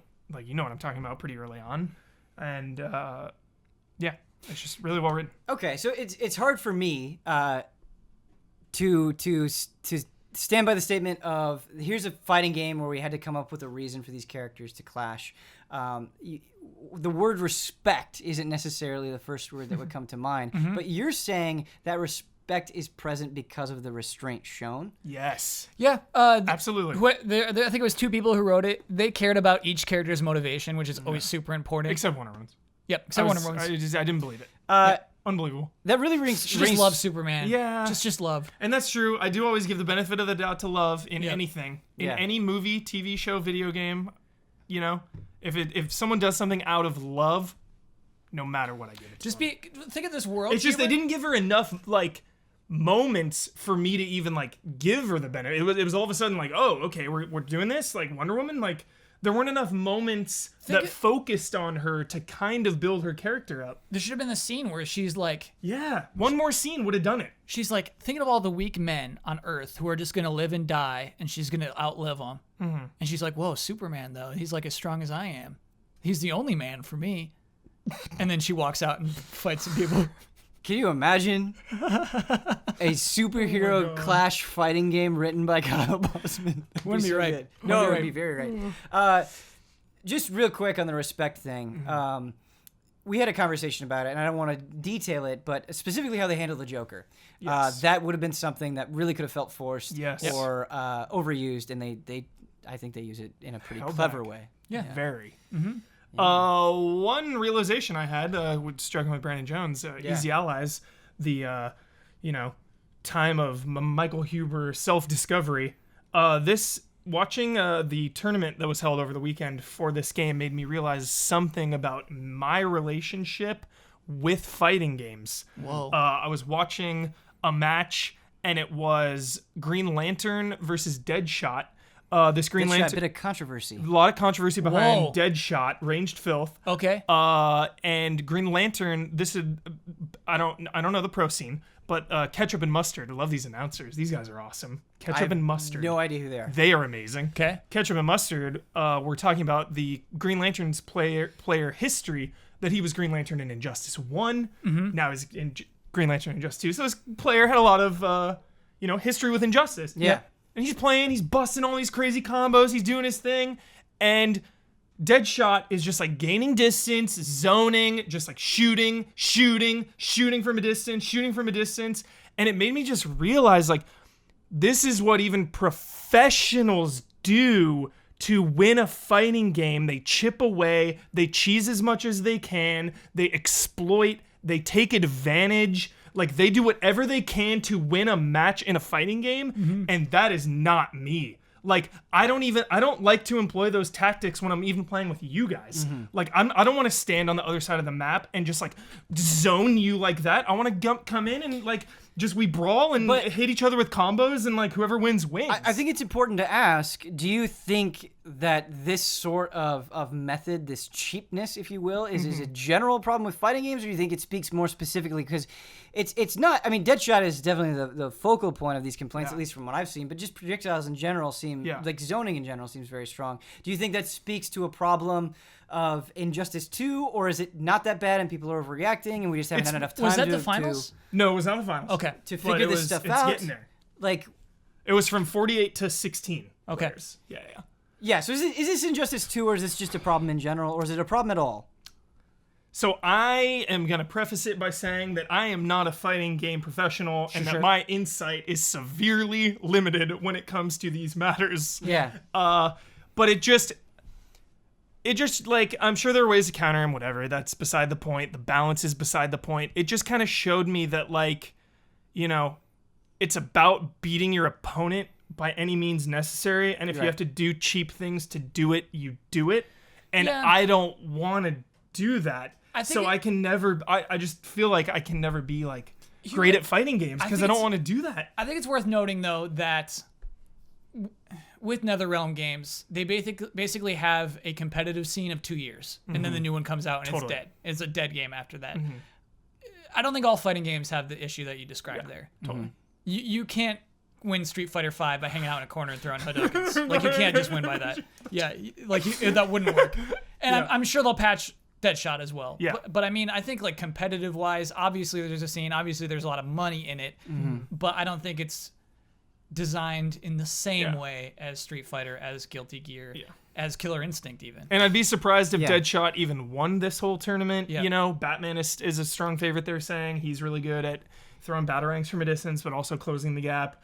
So, who knows? But it had less to do with Deadshot in particular cheesing than thinking about just the way you win a fighting game tournament. Yeah. There are honorable ways to win a tournament, Huber. There absolutely are, but I actually do think Huber is onto something, though. And I don't want to move on from it just yet, because I think even in games that have a high level of respect, I think there are cheap options within it. I mean, we have tier lists for a reason, right?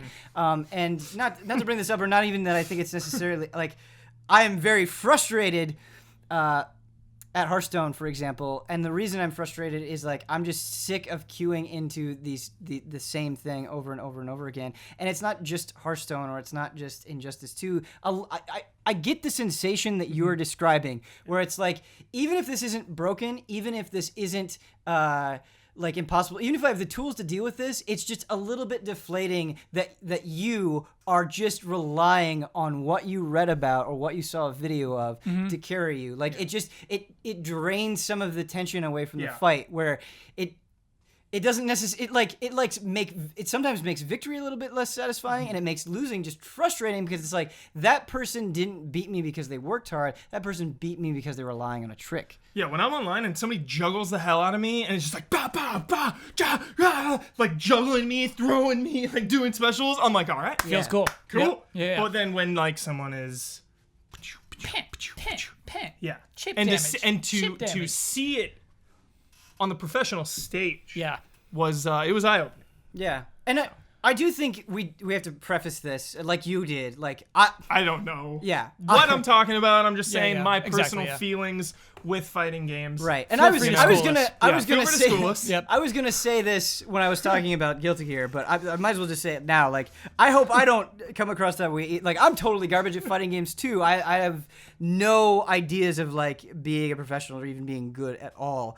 But I think that's okay. I think it's okay to have these feelings. Like, sure, I see people say sometimes when you're running up against something frustrating in a competitive game where they're like, well, if you were better, you would know these things. And it's like, yes, but a lot of people aren't better. I think a huge majority of the player base like might be booting up Injustice 2 and they might be fighting against a dead shot and they're like, what the hell? I can't even like move across the screen. And then they don't play it anymore. That affects that game. And those people matter. You can't just be like, aha, they don't matter, goodbye, because like fighting games need people to play them to succeed, and we want people to play them competitively. We want these tournaments to be bigger. We want them to be more exciting, and so I think we have to look at these things and to think about them and talk about them without just going like, well, just get better. Because I see the other end too. I see that it's almost like a necessary evil, where it's like the fact that this character exists and can do that adds another element to this fighting game. You know, it's not just about going in and juggling. Yep. You're gonna run into players that do zone. It just came down to my weird realization that I, figured, even professionals will do anything they need to do to win, obviously, but it's just very a little too intense for my blood. Is basically what I'm. And Ben, for those players though, I think actually the loot system is an interesting mechanic. I think it's stupid. I hate loot, and I hate that, especially in a fighting game. But the idea that you're always earning, you're unlocking cool things that look cool on the characters that you put on them, adds an element of an incentive to keep playing whether you win or lose. I think it's actually a really smart idea. Like for the multiverse, like I would figure you'd be into it because you don't have to interact with anyone. You can just do some sick boss fights, and it's cool. Yeah. Here, I've never done this in a frame trap before, but there's an important. It's not going to be very long. I think. Do you mind if I jump in and talk about the Guilty Gear tutorial? Yeah. Because, did Guilty Gear come out? Yeah. So Guilty Gear Xrd Rev 2 came out on Friday. Dang. And so this is you're listening to us on Monday. It came out last Friday. Wow. Yeah, and so I want to talk about this, and specifically I want to talk about the tutorial. Right now, I'm at a point where when the first update to Guilty Gear Xrd Sign came out, Guilty Gear Xrd Revelator, I played it a little bit and thought I was going to play it more. I want to play Guilty Gear Xrd Rev 2, even though I'm terrible about it, even though there are a ton of mechanics in that game. I want to get better at it because of how good the tutorial is. And I should preface this by saying this tutorial is... There are a lot of what I'm talking about is even the original Guilty Gear Xrd, but some of it is in the last update as well. So this isn't necessarily new to this version, but I think it deserves to be championed, and it's kind of a shame that Guilty Gear isn't a little bit more popular, because I wish more people could be introduced to fighting games with this tutorial. It is excellent. It is the best in the business, bar none, that I have experienced. Whoa. Yeah. I thought Skullgirls had a pretty good tutorial. Like this is next level. And what it does is there are all of these different things that you can do. And then it's not only all of these different things that you can do, it's how you present them. And the most important one is the basic tutorial. And so it starts by teaching you movement, but it's not just, okay, dash forward, dash back. It's like, all right, here's an obstacle course. Like, if you don't do this right, if you don't get used to air dashing, this fire jet is going to come up and knock you back.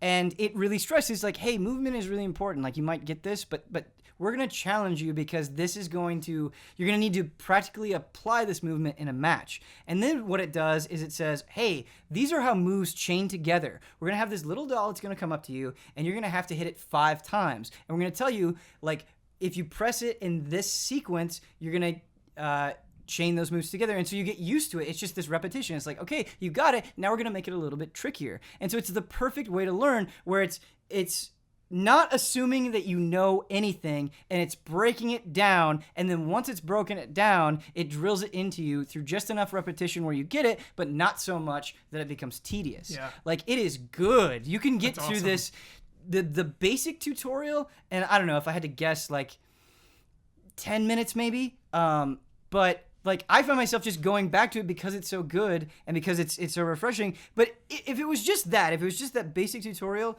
Guilty Gear would be great. But then there's this mission system.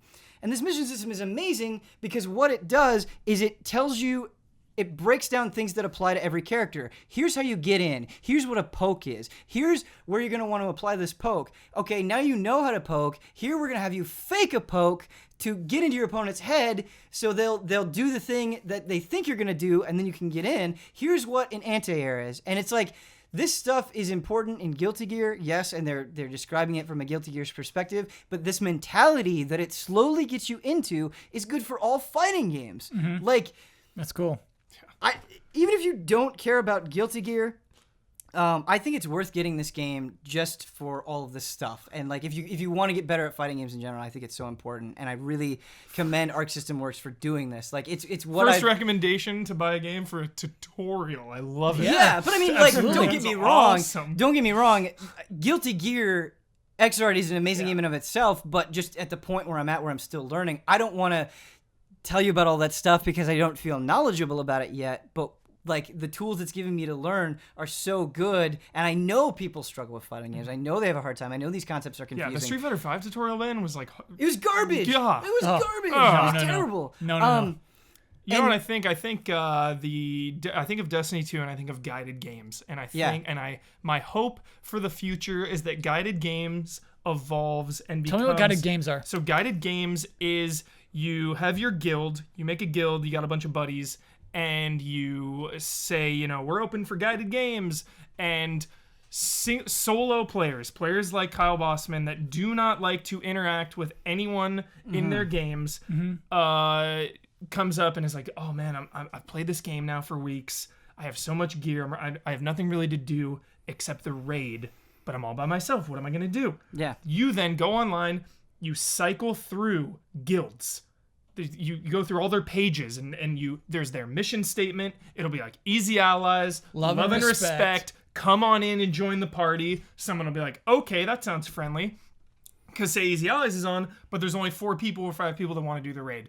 So then they're like, all right, we're looking for a solo player. Yeah. They come in. It's like, you're right, hey, welcome. You know, you're already part of the group. It's their answer to removing the toxic environment. They were staunchly against that in the first game. Yeah, right. So this is their answer to that. Cool. My hope is that becomes an industry standard, kind of in a weird way. And like, how cool would that be in a fighting game?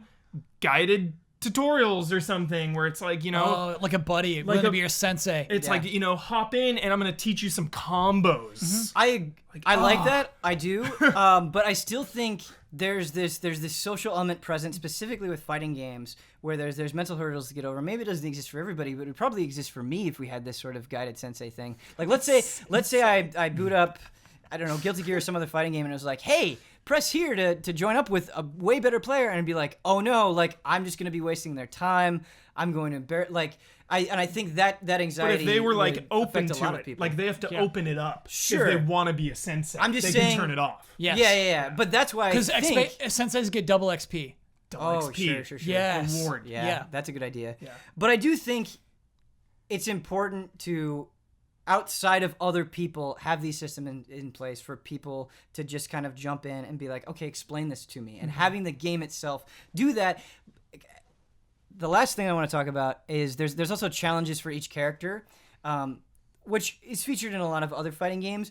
But again, how it's presented in Guilty Gear is better because you have this big joystick in the middle of the screen, and it, instead of just showing you like the directions that you push, it shows you how you're moving the joystick. That's so smart. It's so smart because there will be a lot of times How big? where Like half the screen? no, it's not that big. It's not that big. Okay. It's like it's just this square that's big enough to clearly see.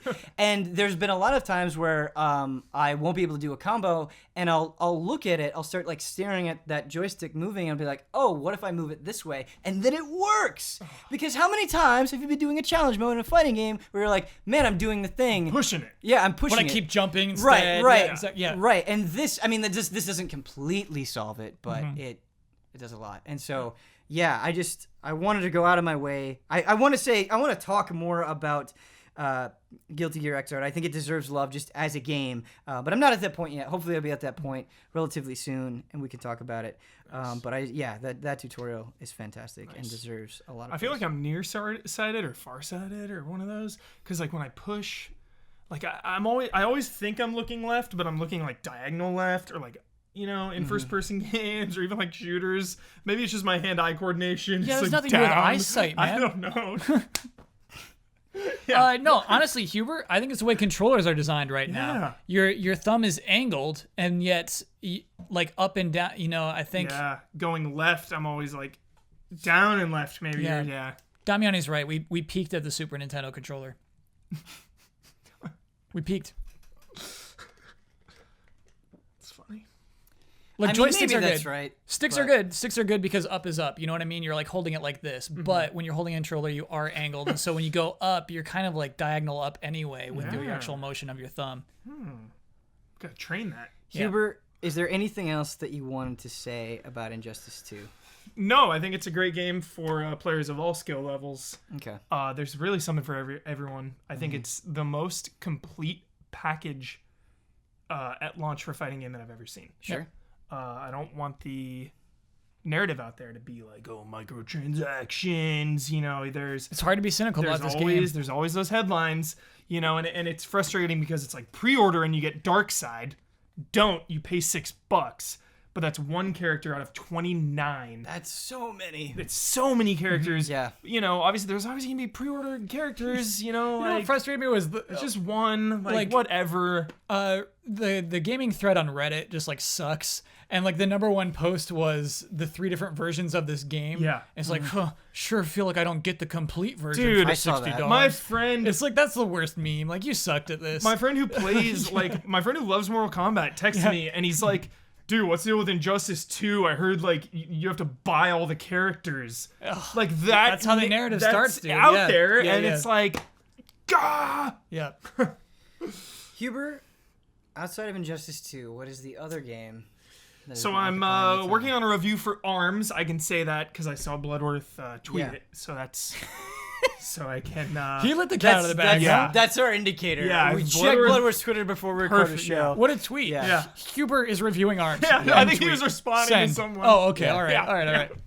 It wasn't just like I really got to say Yeah. this. Okay, I got I'm it. reviewing ARMS, so I cannot talk anything about that. What a so tease. moving on. Yeah. Well, it's because it's Oh, I that's see. why my queue here is a game I very just short. reviewed, Yeah. and then Yeah. this one other game, Uh-huh. the one I can talk about, Uh-huh. Friday the 13th. Is it just called that? It's called Friday the Friday 13th? the 13th, the game. Cool. Huber, I'm nervous. You should be. I'm nervous because I know how much this means to you, and I think Yes. when something means that much to you, and there aren't a ton of other or any other Friday the 13th games to point to where it's like, Yeah. hey, they get this. Yeah. So what's I the kickstarted deal? this game. Full disclosure. Full disclosure. Full disclosure. Got my Kickstarter code. Yeah. Yep. This game is broken right now. Mostly. Full okay? disclosure. Full disclosure. Really hard to get into a match right now, okay? I saw them streaming it, But though. here's the thing, Kyle. Here's the thing, Ben. They are so engaged with their audience right now. There's communication. The lines so of it's only communication. the backers are playing right now. No, everyone's playing. Like, So this game's out. You Oh. can buy this game for $40. Okay. So it's not a full $60 game. There's no microtransactions. Early access. You pay $40, you're in. Is it on- early access? No, it's on It's PS4. This is full Oh, okay, release. I This see. is on PS4 right This is now? on PS4 right now. And I'm still struggling to find a Okay, match? Wow. Yeah. Oh, boy. So this is a rough launch here. Okay. Is it All right. is it just the matchmaking that's rough? Yes. So there's like there's even workarounds right now. We're on Xbox One. If you have this game on Xbox One, you're looking good. Nice. Because you know how Xbox One has the game hub Mm-hmm. where it's like people looking for a game. Oh, yeah, that's new, right? They go to that, and then they do private matches. So when you do a private match Mm-hmm. with people, you can play. When you do a quick match looking for a game, tough time. By the way, Xbox One doing a lot of the community stuff that we're talking about with Destiny. I wanted to give them credit for Yeah. that because I think they're doing a lot of similar things, just like we described. Super cool. Okay, but Friday the 13th. So tough to get into a game right now. This game is so rough around the edges. Yes. It's so rough. We're getting all the criticism out of the way. Also, one of the reasons I sound like such a serial killer. One of the reasons I fell in love with Friday the 13th to begin with is because Jason Voorhees murders and kills people the most creatively and the best. How do you kill someone the best? You He showed is- me he picks somebody up and throws them into a TV. That's not creative. That's one out of over don't 100 know. kills. That's the one you showed That's me. a really good one, Okay. too. Oh, you're forgetting the first part of that kill, Kyle, I where he buries the axe in her head and then throws her body with the axe in the head into the TV. Okay, all right. So, all right, throwing the body into the TV. Yeah. Okay. It's a good throw. Check it out, part 7. when the body goes into the TV, is it like It's like a flop, dude. Yeah. It's how so does it good. like go through the TV and then crash to No. the ground? How does it work? Like crashes over. Okay, Yeah. okay. Good kill. So Jason is a master of kills. He's always doing something different. He's an artist. He is an artist. He's an artist of the And kill. you feel like this game does justice to his art? No. Oh. So I'm not a fan of the kills in this game, and I think that's my biggest complaint. That seems like a game-ruining complaint. It's not ruining, though. I still like this game. Okay, we're going to get into it. We're just getting the criticism out of the way. Yeah. here. Yeah. A lot of bugs. The Jason kills. You have to be fair, you have to unlock a lot of the higher level ones. There's like a jaw rip that you need to unlock. When you play, you earn currency. I think I saw him breathing fire at one point. What was that? I don't know. Oh, okay. That sounds weird. I watched Adam Sessler streaming it for like 3 seconds on IGN. And he was breathing fire. Yeah.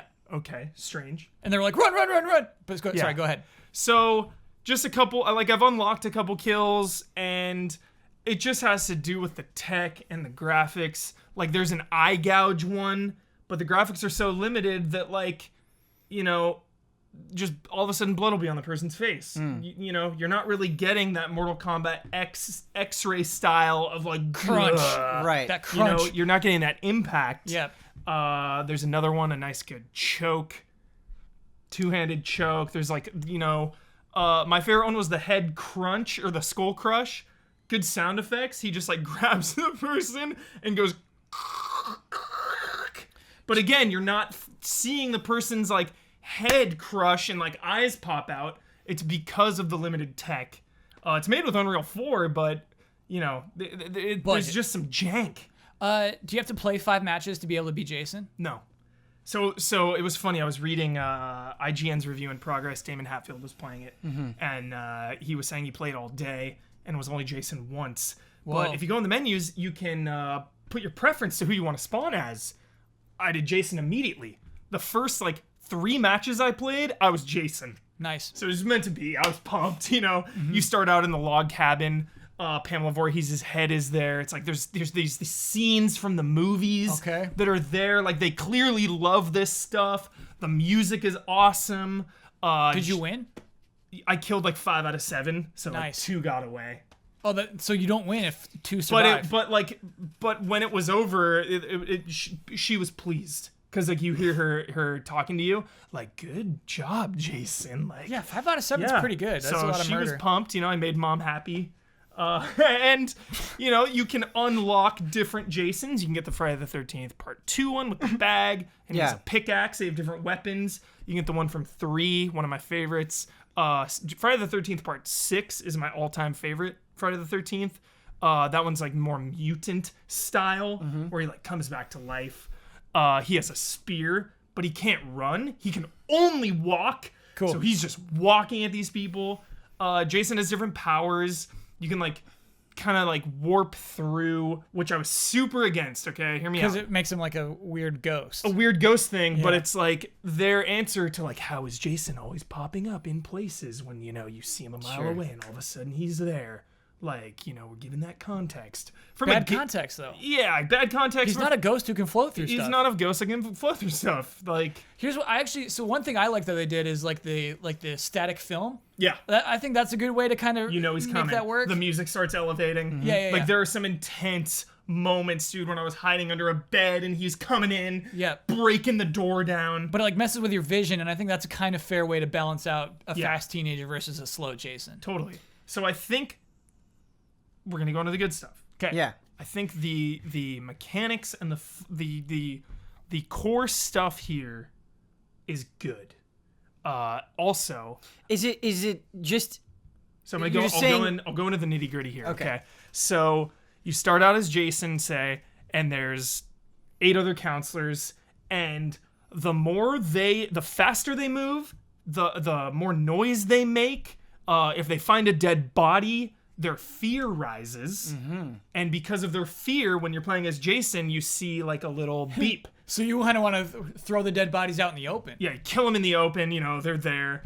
So that the more they move and the faster they move, the more noise they're making. So it's easier for Jason to track you down. So I think that's clever. There's multiple ways to escape as a counselor. You can escape in cars. There's a 2-seater and a 4-seater, and it was really funny because there was a 2-seater, and I was the third person coming up, and they just drove off. They were like, bye! Yeah. And like, no room. Hearing people on the mics has been really awesome too. It's a good community. Like, I killed someone as Jason or was hunting him down, and you can hear people talk. And they're like, oh my God, he's coming. And I like got someone. He's like, oh no, you got me. People are having a good time with this. Yeah. You can call the police, and then you like the police come, and that's a way to win. Cool. The deepest cut, which I love. The reason I love Friday the 13th's part 4 through 6 is because it's the Tommy Jarvis trilogy. Friday the 13th part 4, Tommy Jarvis is a kid. He's Corey Feldman. And then he comes back in 6 as like the badass veteran who's encountered Jason before. He knows him. It's personal. He's trying to kill him once and for all. If you die, you can if you die, other players can call Tommy Jarvis, and then a player that's dead can come back as Tommy Jarvis, and he's got a shotgun. It's ready to go. So that's really cool. It was also really cool. Did you make this game? I would, right? I wish. Called Tommy Jarvis. Called Tommy Jarvis. Somebody call Tommy. Call Tommy Jarvis. It was cool because as Jason, Yeah. I killed Tommy and Jarvis. it felt good. Just as a fan, it felt good to choke him out. It was like, gotcha. Wait, does Tommy Jarvis live in the movies? He does. Okay. Unless I'm forgetting like a post-credit scene. I haven't watched part 6 in a while. Part 6 is so good. It's your favorite. I love part 6. It's so good. I've got a question. So And part 3.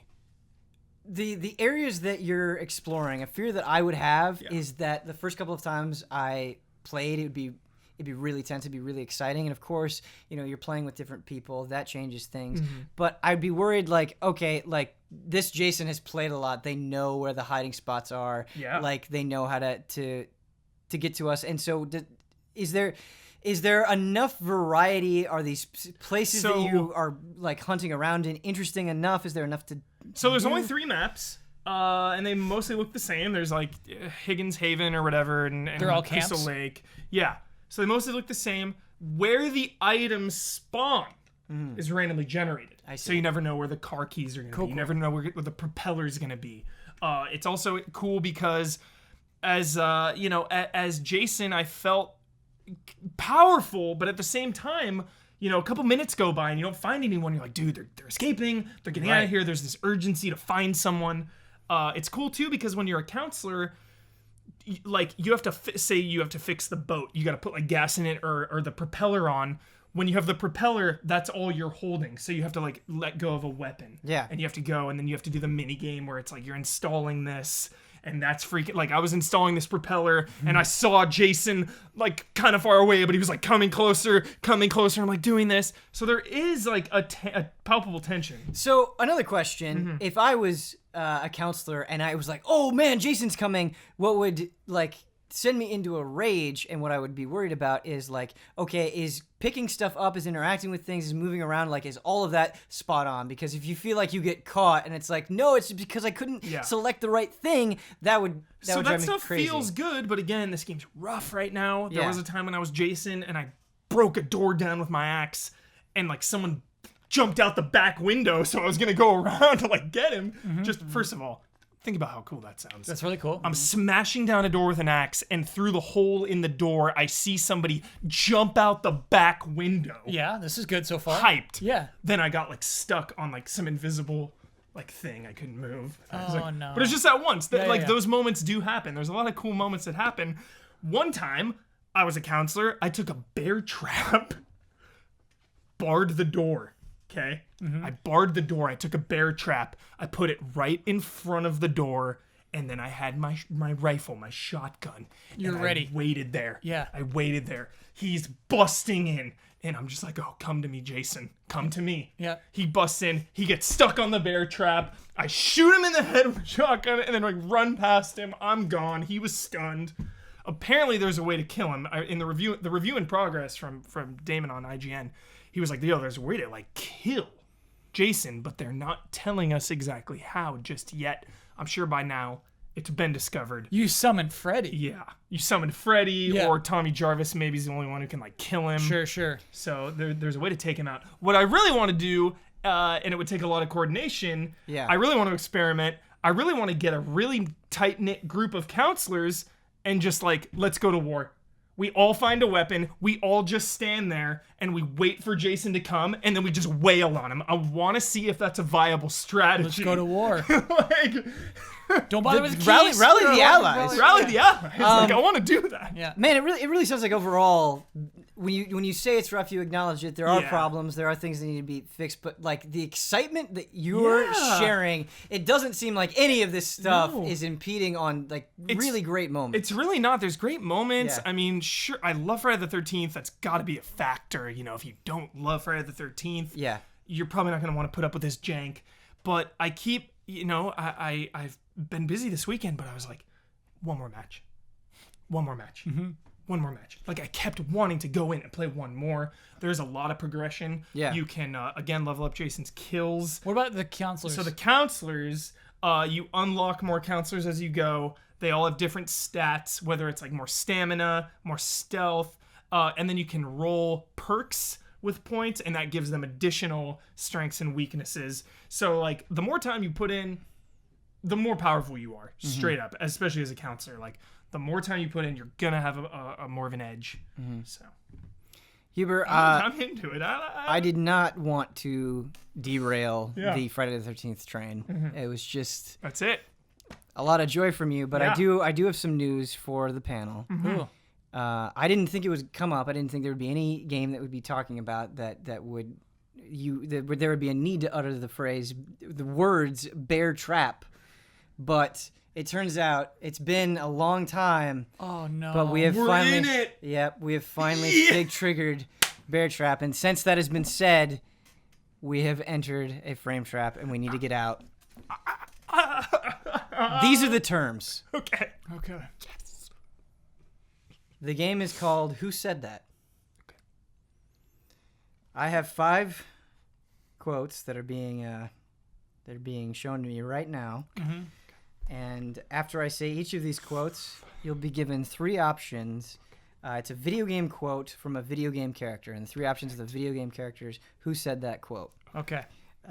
Looking through this, this is the first time that I'm seeing it. It looks like this will be a little tricky, so you have your work cut out for you. Okay. The first one is, a right man in the wrong place can make all the difference in the world. Is that the elusive man from Mass Effect? Is that Vesemir from The Witcher? Or is that the G-Man from Half-Life?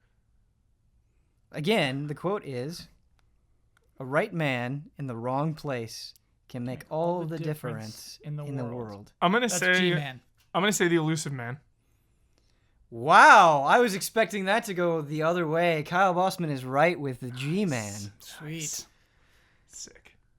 Elusive Man doesn't talk about the world. He's thinking galaxy-wise. You know what I mean? Yeah. Good call. The G-man. Who is the G-man? We'll never know. We'll never know. Why should we? Hubert, Ask me if I care anymore. Yeah, they didn't have a plan either. They don't even know. They have no idea. They who never that was. knew. Yeah. Give me a break. The next quote is, death is inevitable. Our fear of it makes us play safe, blocks out emotion. It's a losing game. Without passion, you're already dead. Without passion, you're already dead. Okay. That's a big quote. We'll say it again. I'm going to give you the options This real is quick insane. to chew on. The first option is Sander Cohen from BioShock. Uh-huh. Second option is Max Payne from Max Payne. And the third is Angelo from Dragon Quest VIII. Give it one more time. Okay. Death is inevitable. Our fear of it makes us play safe, blocks out emotion. It's a losing game. Without passion, you're already dead. Max Payne. I'm going with A. I'm going with BioShock. It's Max Payne. Yep. Oh, nice. The way like the comma Yeah. and like the direct wording. It's a losing game. Yeah. Yeah. Good call. We're tied up, Huber. Okay, the third quote. These are going to get trickier. Except for maybe the one after this. Whenever there is a meeting A parting is sure to follow. However, that parting need not last forever. Whether a parting be forever or merely for a short time, that is up to you. Okay, again, long quote. I'll give you the options and we'll read it again. First option is Igor from the Persona series, the Happy Mask Salesman from Majora's Mask, or Sheogorath from The Elder Scrolls IV Oblivion. Igor. Do you want to hear the quote again before you No. find an answer? And I'll go with Elder Scrolls. Okay, the correct answer, I'm going to read it one more time. Yeah. Whenever there is a meeting, a parting is sure to follow. However, that parting need not last forever. Whether a parting be forever or merely for a short time, that is up to you, is from the Happy Mask Salesman in Majora's Mask. It's bad. That's bad writing. It's bad. It's That's 64. why I assumed it was Elder Scrolls. Bang bang! Gotcha. But then they got me right back. Right? It was a Nintendo Yeah. game. I think you got them more than they got you here. Yeah, We'll see. exactly. All right, the next one I couldn't resist. All right, this one's a short one. Jacked up and good to go. Is that Jack from Mad World, a Marine from StarCraft, or Rash from Battletoads? Marine from StarCraft. Yeah, it's Marine from StarCraft. It Yeah, is yeah, a yeah, Marine. yeah. Jacked up and good to to go. go. I Yep. thought that was the easiest Yep. one, but I had to Yes. do it. It's Okay. such a line. Love that. Yeah. Jacked up and good to go. Yeah. One of I the wanted greats. I wanted one Marine Thank you, quote in Ben. there. Yeah. Thanks. Okay. Nice. All right. This is the hardest one, and this is the last one. Okay. Okay. We have to do this to get out of the frame trap. We're 2-2. What I mean by this is hardest, I think this might be the hardest for this group of two people. People at home are screaming. Yeah. Yeah, I think people at Oh, home might yes. have an easier time. Always. Okay. If history is to change, let it change. If the world is to be destroyed, so be it. If my fate is to die, I must simply laugh. Your options are Pagan Min from Far Cry 4, Magus from Chrono Trigger, or Kuja from Final Fantasy IX. Again, if history is to change, let it change.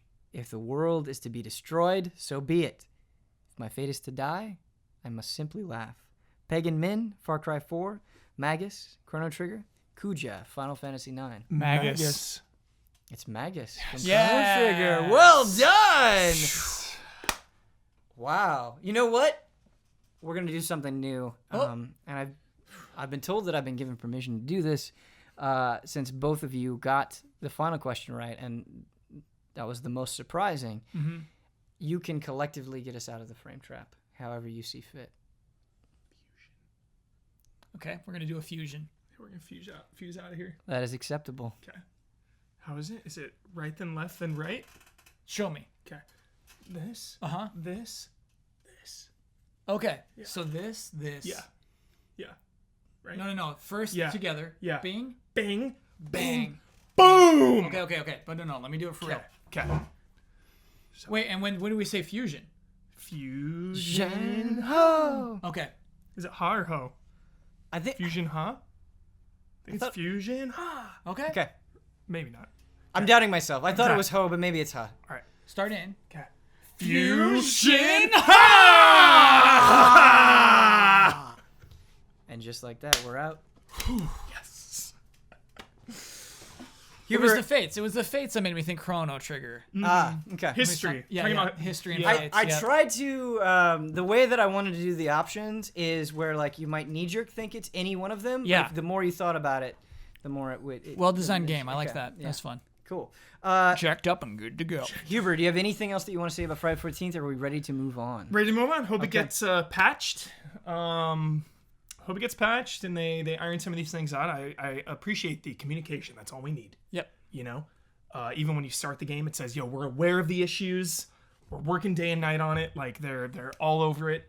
Just got to iron those out. Apologize. Yeah, and I think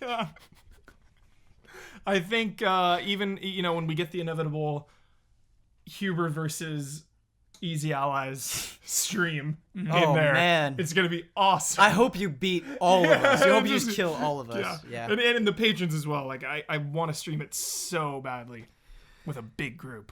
Okay. I don't have a lot this week. I've been very busy. There's a game I'm reviewing, much like Huber. I can't talk about it. And so a lot of this stuff I've only dipped my toes in. I just wanted to talk about the tutorial with Guilty Gear. There's another game, though, that I wanted to talk about, and I'm hoping that the excitement is there with you as well. So Vanquish came out on PC last week. Oh, yeah. And I was like, oh, I'm just going to boot it up for a little bit. Nope. All the way through. It's like a whole new game. And it immediately, like I've only really dipped my toes in it so far, but it immediately reminded me how good it is, and that you need to play it. Yeah.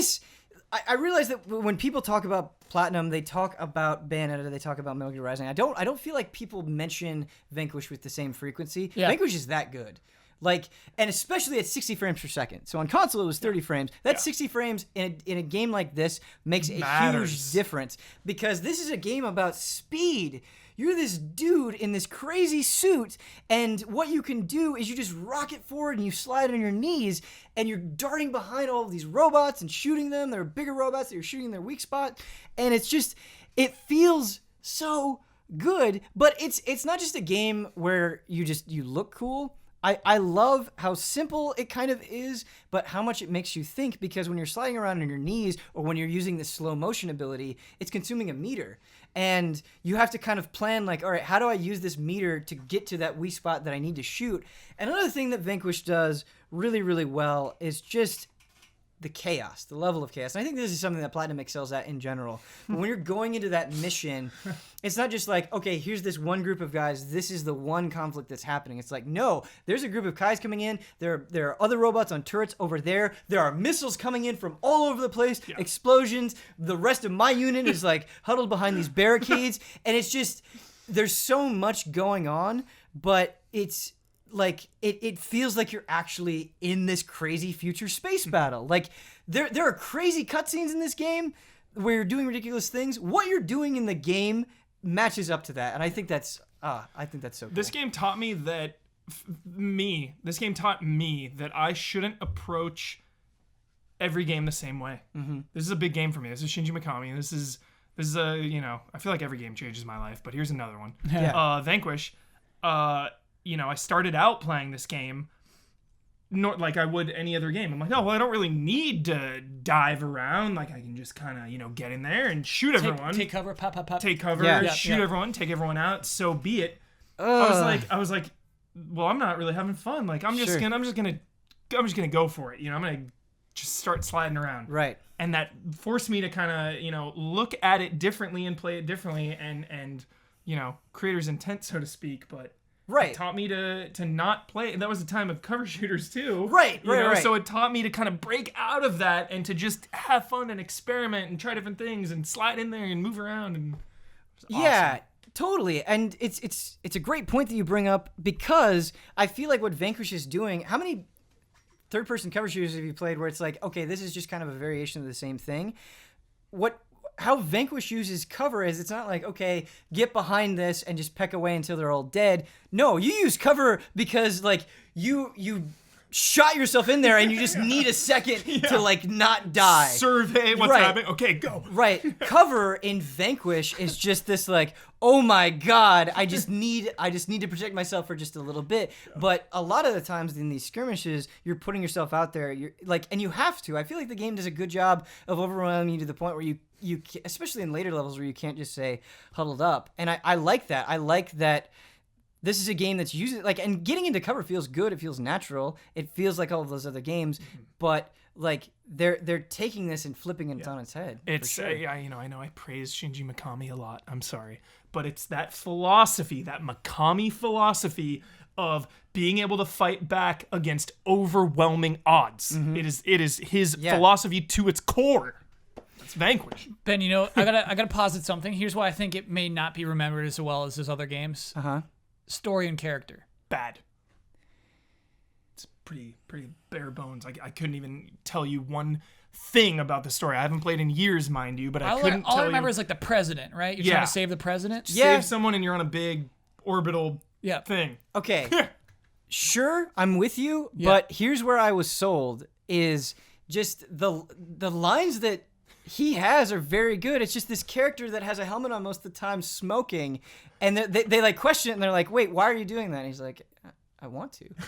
I was like, I'm in. This is a person that I could believe gets a thrill out of sliding around on their knees. Sure. And that's enough. Like, sure, Cool. whatever conflict is going on, fine. But I believe in like the cheesy coolness of this person. And to me, that's like, it's almost more important than like some crazy surprising story. Yeah, I think character is also super important too. Though. Like nobody remembers his name when we say Vanquish is here. Nobody's like, the name of that character, John. baby. Yeah, of course. Yeah. Right. Well, I mean, and I don't know. He's not the only good character though, because I forget his name, but when you meet like this like commander guy, this big burly dude with a big white beard, you're talking to him, and he just like, in the blink of an eye, pulls out a knife and just starts attacking you. Like he's just like sick of your shit, and like, to me, that's enough. Like, I'm in. I believe in the relationship between these two characters. That's so ridiculous. I don't know. Awesome game. What I feel bad that like I'm not remembering the specifics. And I'm conspiracy not theory. Names, what is this building towards? You know, we're weeks out from E3. We've had some Bayonetta PC. Stop it with your E3 No, conspiracies. come on now. We've had some Bayonetta Devil May PC. Cry Platinum Games. Like, there's some Vanquish PC ports. What is happening? This is gearing up to something big. No, I don't think so. I think it's response. I think it's response to successes. And they said, we should put Bayonetta on here. And then that was received very well. It sold way better than I ever expected. Sure. Yeah, I think that's honestly what it was. I don't want to say they're leading up to something. Going back to the legacy of Vanquish real quick. Yeah. A thing that I remember reading a lot and that I like about Vanquish is $60 for a 6-hour game. Sorry, I can't, like, no matter how good it is, I just can't accept that. Yeah. And like on some level I understand an argument, but man, like Vanquish, those missions are tight. Yep. Like you're doing something crazy and you're out and you're on to the next different crazy thing. And I like that. But now that is at $20. Okay. On PC, the best it's ever been. Yeah. Like, I think that's so much Way easier more to palatable, accept. for sure. And so I hope it gets another chance. I hope more people check it out. There will be at least one person who had never played it that is now playing it, and that's a victory. There are at least 1,000, and I would say 10,000 At people who've least. never played it before And who are are right playing it now. now. Yeah. That's Viewers- a win. That is a win. Commenters, sometimes they'll say something and I'm like, did I get that exactly right? If I'm not describing the scene right, the attack scene, and please tell me what the names are. I feel bad about that. I do read corrections. I do try to take note of them, and I feel like I might have messed that up. So let me know. No, Ben, I think you don't remember his name because he's not a strong character.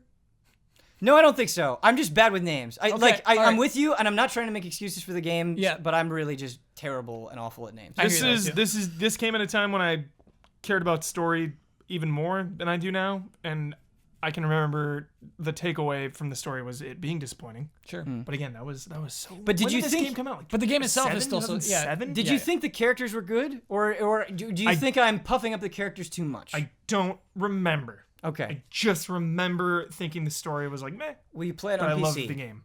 I want a different Easy Allies perspective on this. I mean, it's Mikami, it's Vanquish. I will. $20? Yeah. $20. I'll dabble. Okay, At you least will No do it. pizza that night. I'll boot it All up. right. Yeah, exactly. Yeah. I'll boot it up. I'll You put can- at least an hour in. You can for tell you. me if I'm puffing up the characters too much, or if that whole element of the game is disappointing. Puffery. What's that? Puffery. Puffery. Mm-hmm. Puff, we are puffs. The where last are thing that I wanted to talk about, I don't normally bring up non-anime television shows. But there's a non-anime television show that I've watched 2 episodes of, was really worried about, was just because it meant so much to me, and that is season 3 of Twin Peaks. Oh. Yeah. So Twin Peaks is, in a way, I think, kind of a hard show to summarize for people who aren't familiar, but it's essentially the mystery of this girl who was murdered in a small town, and there's this FBI investigator who comes, who's very quirky, who's very bizarre. This is directed by David Lynch, who is known for his bizarreness. I hate saying that though. That's underselling him. That's not why David Lynch is Totally. good. But just trying to be quick here. Yeah, it's like saying Tarantino is only good for like Right. quips or Right. something, or That- like witty dialogue. Right, and that description does not do him Yeah. justice at all, because that mystery of this small town girl ends up just unraveling into these crazy ways, like who she's connected with, how this happened. There's this whole different dimension that comes into play, and Twin Peaks was a show that I watched all I knew is that people ranted and raved about it, but I wasn't sure what to expect. And I remember walking away from Twin Peaks feeling so inspired. I do agree that the second season has a lot of badness in it and drags, but overall, I remember walking away from Twin Peaks feeling inspired because I'm like, I can't believe they can make a show like this. That they can do these things, that they can take it in these directions, that they can use this kind of humor, that they can get this weird, that they can pivot so much. It was kind of liberating because I think at the time of my life when I watched it, I just wasn't being adventurous enough with shows and a lot of it felt the same. And so it was weird to me to return to Twin Peaks 25 years later and be like, now, is it just, are we just going to reference everything in Twin Peaks? Like, because there's been a lot of these lately. Yeah. X-Files, Prison Break, 24, every show now is coming back. And Gilmore Girls. Young Sheldon. Everything. Right. And I'm no Twin Peaks, or I'm no TV expert, but I do care about Twin Peaks, and I think it's reasonable to be skeptical. But the fact that Lynch is heavily involved, yeah, and that the behind the scenes is that they screwed him at first. Yeah, on and off again. This has been weird. And he bailed out, and then they were like, "No, you can do it. You can do what you want." And then he's like, "Okay, let's do it. I mean, saddle up." I'm only 2 episodes in, but so far I think they've nailed it. I haven't watched it yet. It does not feel like it's grasping at the air of Twin Peaks. It feels like, nope, it totally understands what makes Twin Peaks good. It's not retreading the same ground. There are a bunch of new characters that are very interesting. And we're talking about David Lynch, and we're talking about that bizarreness and how that's not a good description. The reason that's not a good description and what season 3 has is David Lynch cares about people. So they might be really weird. They might have this bizarre quality, but he spends time with them. They don't just become that quirk. And I think a good example of this is in season 3. There's this neighbor who just forgets everything. She's trying to tell the cops all of this stuff, and they're asking her questions, and she's like, "Oh, I don't remember. But I remember this other thing." And then they'll try to dig into a detail about that, and she'll be like, "Oh, but I don't remember that." And she'll dart off in another direction. But the way that scene is presented,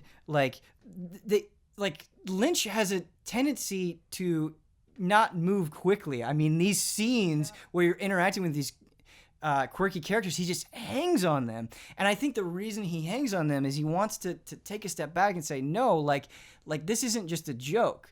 There's something more to what's going on here, and that's totally present in this 3rd season. And it's why I'm so invested. Is like you just keep peeling back those layers. And I'm probably not doing it justice, but the overall takeaway with Twin Peaks season 3 is that it gets it and it's good. Nice. And I hope good to hear. I hope the commenters, in my own opinion, I hope I'm not coming back a couple of weeks later and being like, "Hey, I watched a bunch more episodes and it got bad." Good start though. Yeah, good start. Sick. Good start. First 2 episodes. Like Guilty Gear. Right. Good start. Good start with Guilty Gear. We'll update you later, but good start. Yeah, and I do think it's important to be honest. I'm not saying that this is overall good, but just based on my limited experience so far, nice. I liked it. Are you going to watch? Are you a Twin Peaks fan? Yeah. I've seen most of season 1 and 2. I was watching with a roommate at the time. Yeah. And it was one of those things where like schedules conflicted and the whole thing is kind of a blur, and like I didn't get to sit down and watch it all through. It's like I missed one episode here and like one there. One of my friends in high school thought he was the coolest boy in the world because he got the season 1 of Twin Peaks on DVD. Nice. That was hard to do at the time. Nice. TV on a DVD, you know what I mean? Yeah. Cool. And same thing, Huber, as I watched a spot of episodes. Yeah. What did you think of it, Kyle? Dug it big time. Okay. Yeah. I remember very little. I remember a log lady, I guess, but yeah, I couldn't write you a synopsis. I was reading an interview with David Lynch, and there was something that just I know other people don't believe this, but he was saying, I was like, yes, I totally agree with that. To me, that is the important part of a story. And he says, like, I think it's important to think things out. I think it's important to have these things make sense and to connect them and to have an ending to get there. But to me, the exciting part of a story is that mystery and that moment when you're like, oh, wait, that's an element. Like, to really focus on that. Not focus on the end, but focus on the chase itself. And he does such a good job of that. And that's what makes Twin Peaks so exciting. Like, there are just so many moments where initially you go, what the hell is even happening? Is this just being shocking for shocking's sake? And then they tie it together, and yeah, that's awesome. Okay, are we ready for the next segment of our show? Oh, sure. What is it? You know, it's just time for the one, the only HOTTAKE! Wasn't gonna let you give me that time. Last 2 or 3, Ben, you've like legit scared me. I feel like I was trying to be abrupt there, but I think that HOTTAKE might have been a little bit. I need to go into the lab. You still got me. If you do that, like we know it's coming. Yeah. I need to go into training mode for HOTTAKE. Yeah. I need to practice different deliveries, different. Yeah. Okay. Go in the lab. Go in the lab with HOTTAKE. All right. For this HOTTAKE, this was inspired by Fire Emblem Echoes. Great. And I was thinking about how crazy it was that from our perspective, from a North American perspective, our understanding of Fire Emblem begins with Fire Emblem 7. And I think for most people, obviously there are people that have gone out there and they've played the earlier Fire Emblem games, they've done fan translations, but I think it's fair to say that for most Fire Emblem fans, we understand Fire Emblem from 7 on and then the 2 remakes that we've gotten. And that's weird. That's weird to me that the way that we speak about a series that is so beloved and is so important starts with number 7.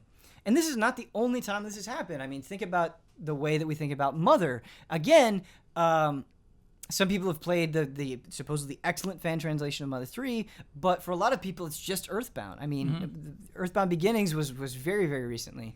And so I started thinking about this North American perspective, or even other region perspectives, where are we running a risk where we're not being considerate enough of outside regions, where we're just sort of kind of assuming our perspective is the default one? Is it on us to do that research, to have that understanding? Is it on the game companies for not releasing those games? Obviously, we're not just fans.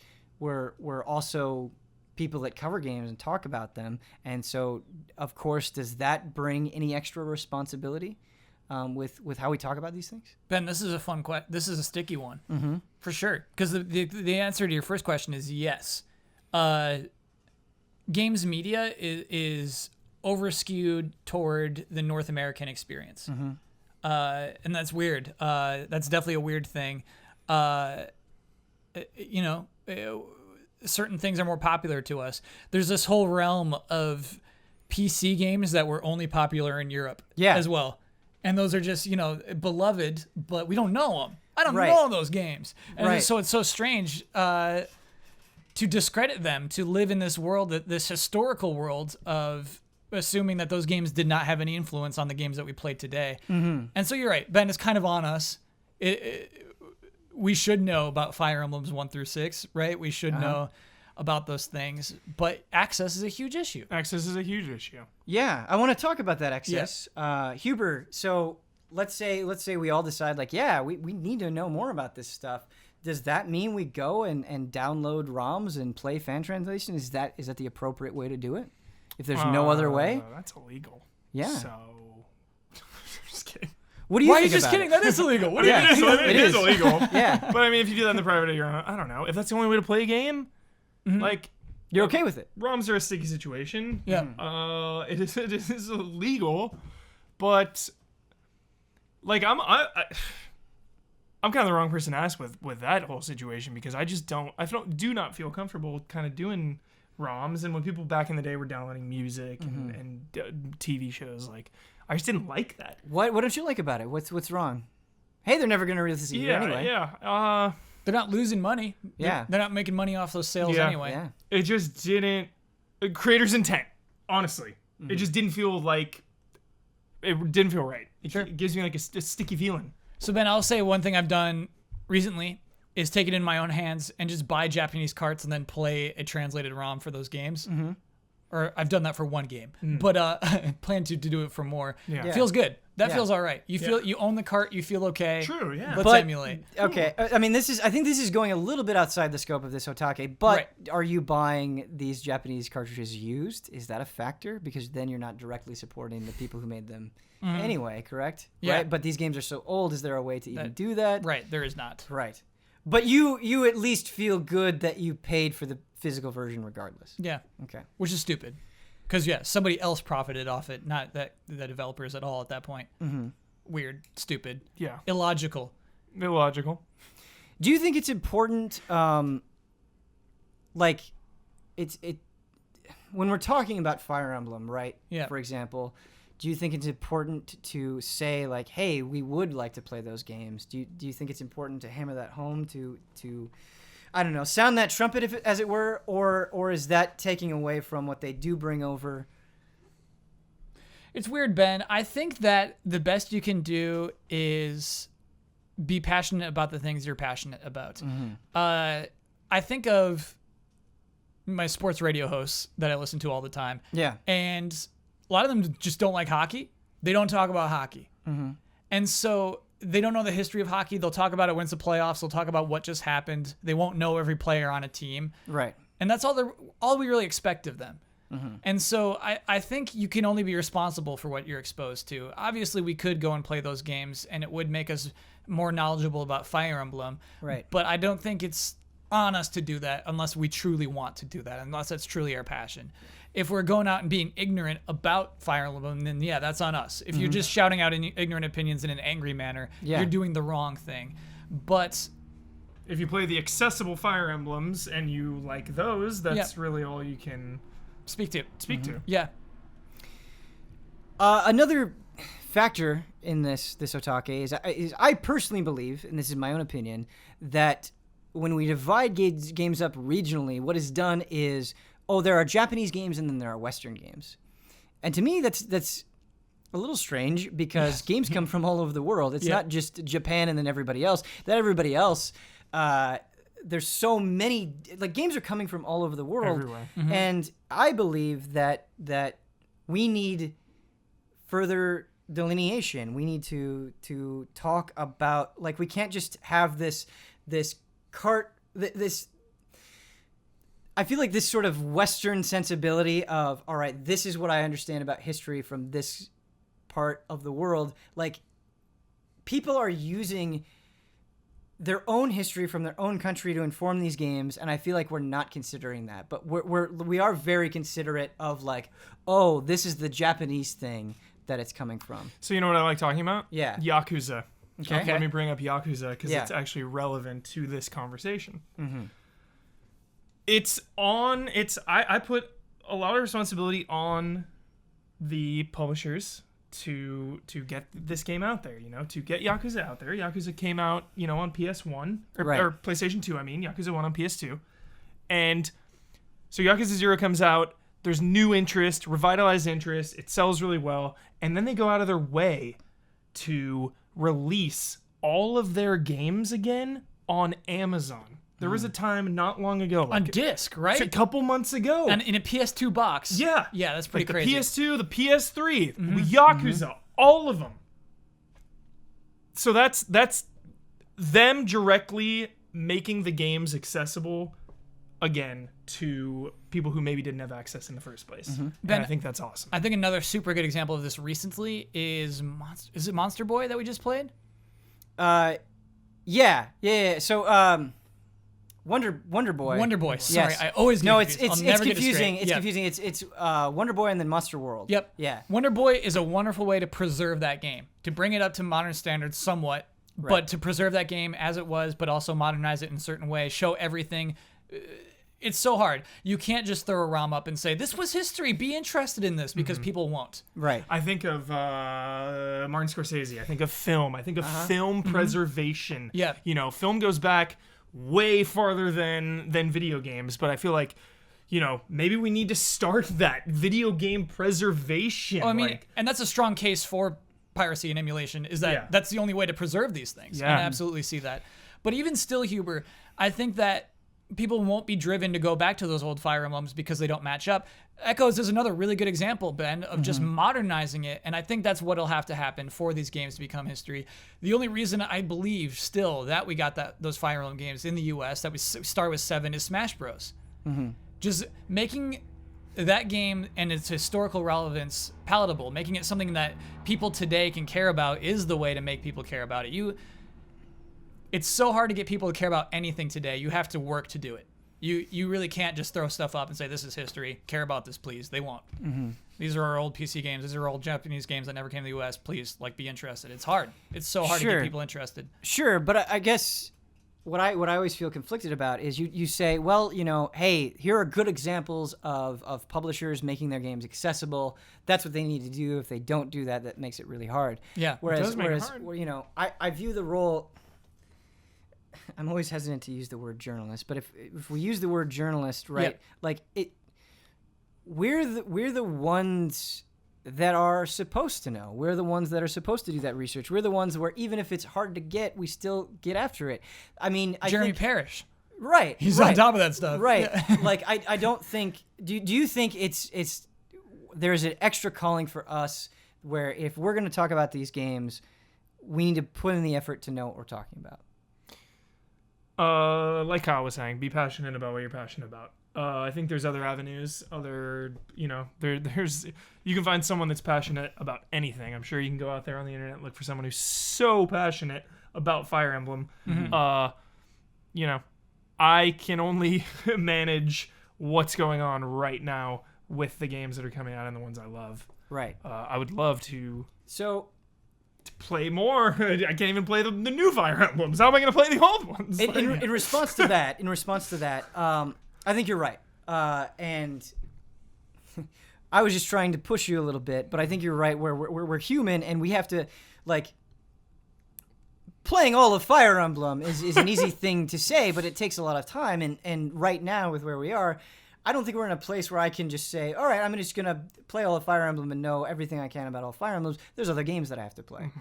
But I think a healthy mentality, a compromise between the two, is to be honest with your audience and say, I do think this stuff is important. I will learn over time, but that over time are the key words there. Where this isn't going to happen instantaneously. I don't know now. I will try to learn. I will try to get better. I will try to grow then. But I also like the variety. Like, a lot of people came to me when I was reviewing Resident Evil 7. They said, man, I can't wait for Huber's review, Resident Evil 7. They know that I go back to the series roots. They know I've been playing Resident Evil since the first. Yeah. Versus finding another review of someone who's like, yo, this is my first Resident Evil. Yeah. So, like, having that variety, I think, is valuable to the industry, maybe. I don't know if...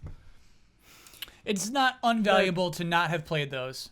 It's an asset that you have, Huber. Yeah. Right. And it would be an asset to read a Fire Emblem review from somebody who has played every single one as well. Mm-hmm. But it doesn't make the other review bad. Right. But I also like seeing it from someone who's never played, because what if I've never played a Fire Emblem? Yeah. So we're talking about sort of the how the variety of opinions is important. The different levels of knowledge is important because people are going to be approaching these things differently. There is absolutely a difference reviewing for a general audience versus reviewing for a specific audience. Do you think then, when you sort of recognize your role, where your level of expertise, that maybe it's important to point to other people who do know more than you do? Like, it's always been a weird thing to me, and I'm certainly not good at it now, where, like, we're afraid or feel like we're selling ourselves short if we'll be like, hey, this is where I'm coming from, but this person is coming from this perspective. Check that out if you want his or her opinion. Mm-hmm. Why don't we do that more? Why don't we say, hey, this reviewer knows more about this. Here's my take on the game.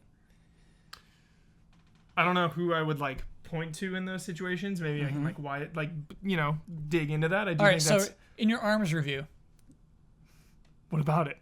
Who are you gonna say this person knows? But this is what I think. But I can. Yeah. I don't know. Like I think of Injustice 2. Okay. And when I posted that to Patreon, I was like, hey, I'm not very good at fighting games. Like, you really said that in your post?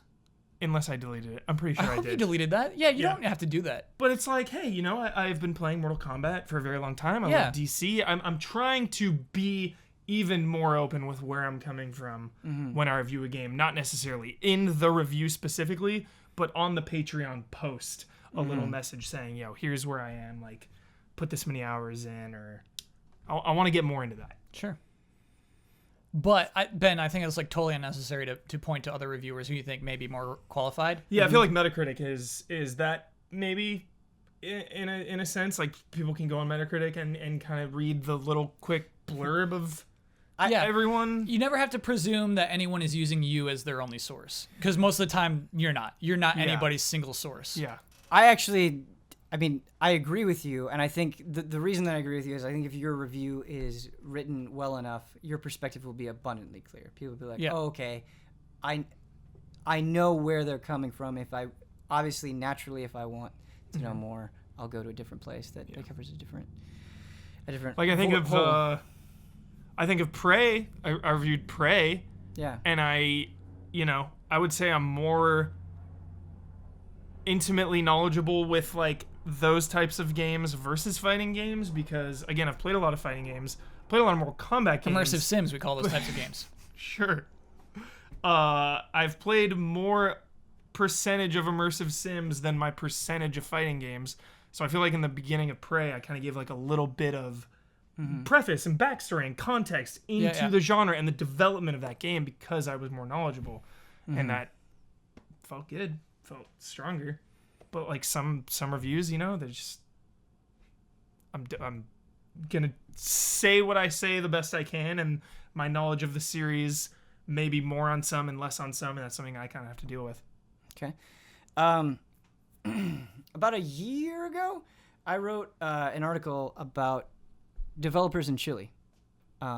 And it was interesting hearing their perspective and hearing them talk because a lot of them had so many great ideas, but they didn't necessarily have the funds or like there wasn't the same sort of development culture that other places had, and that was a limitation for them.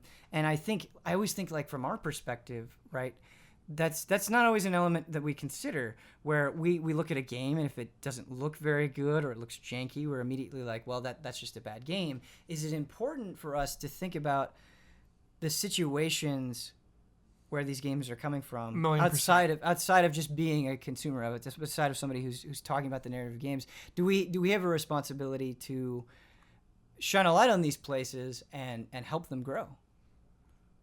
Yeah, I think of Friday the 13th being a Kickstarter game. That's obviously a different type of development than, Mass Effect Andromeda. You look at that game, are you going to hold it up to a harsher criticism like Mass Effect because it's made with, tens of millions of dollars and thousands of people and because they use the Mass Effect name versus a Kickstarter?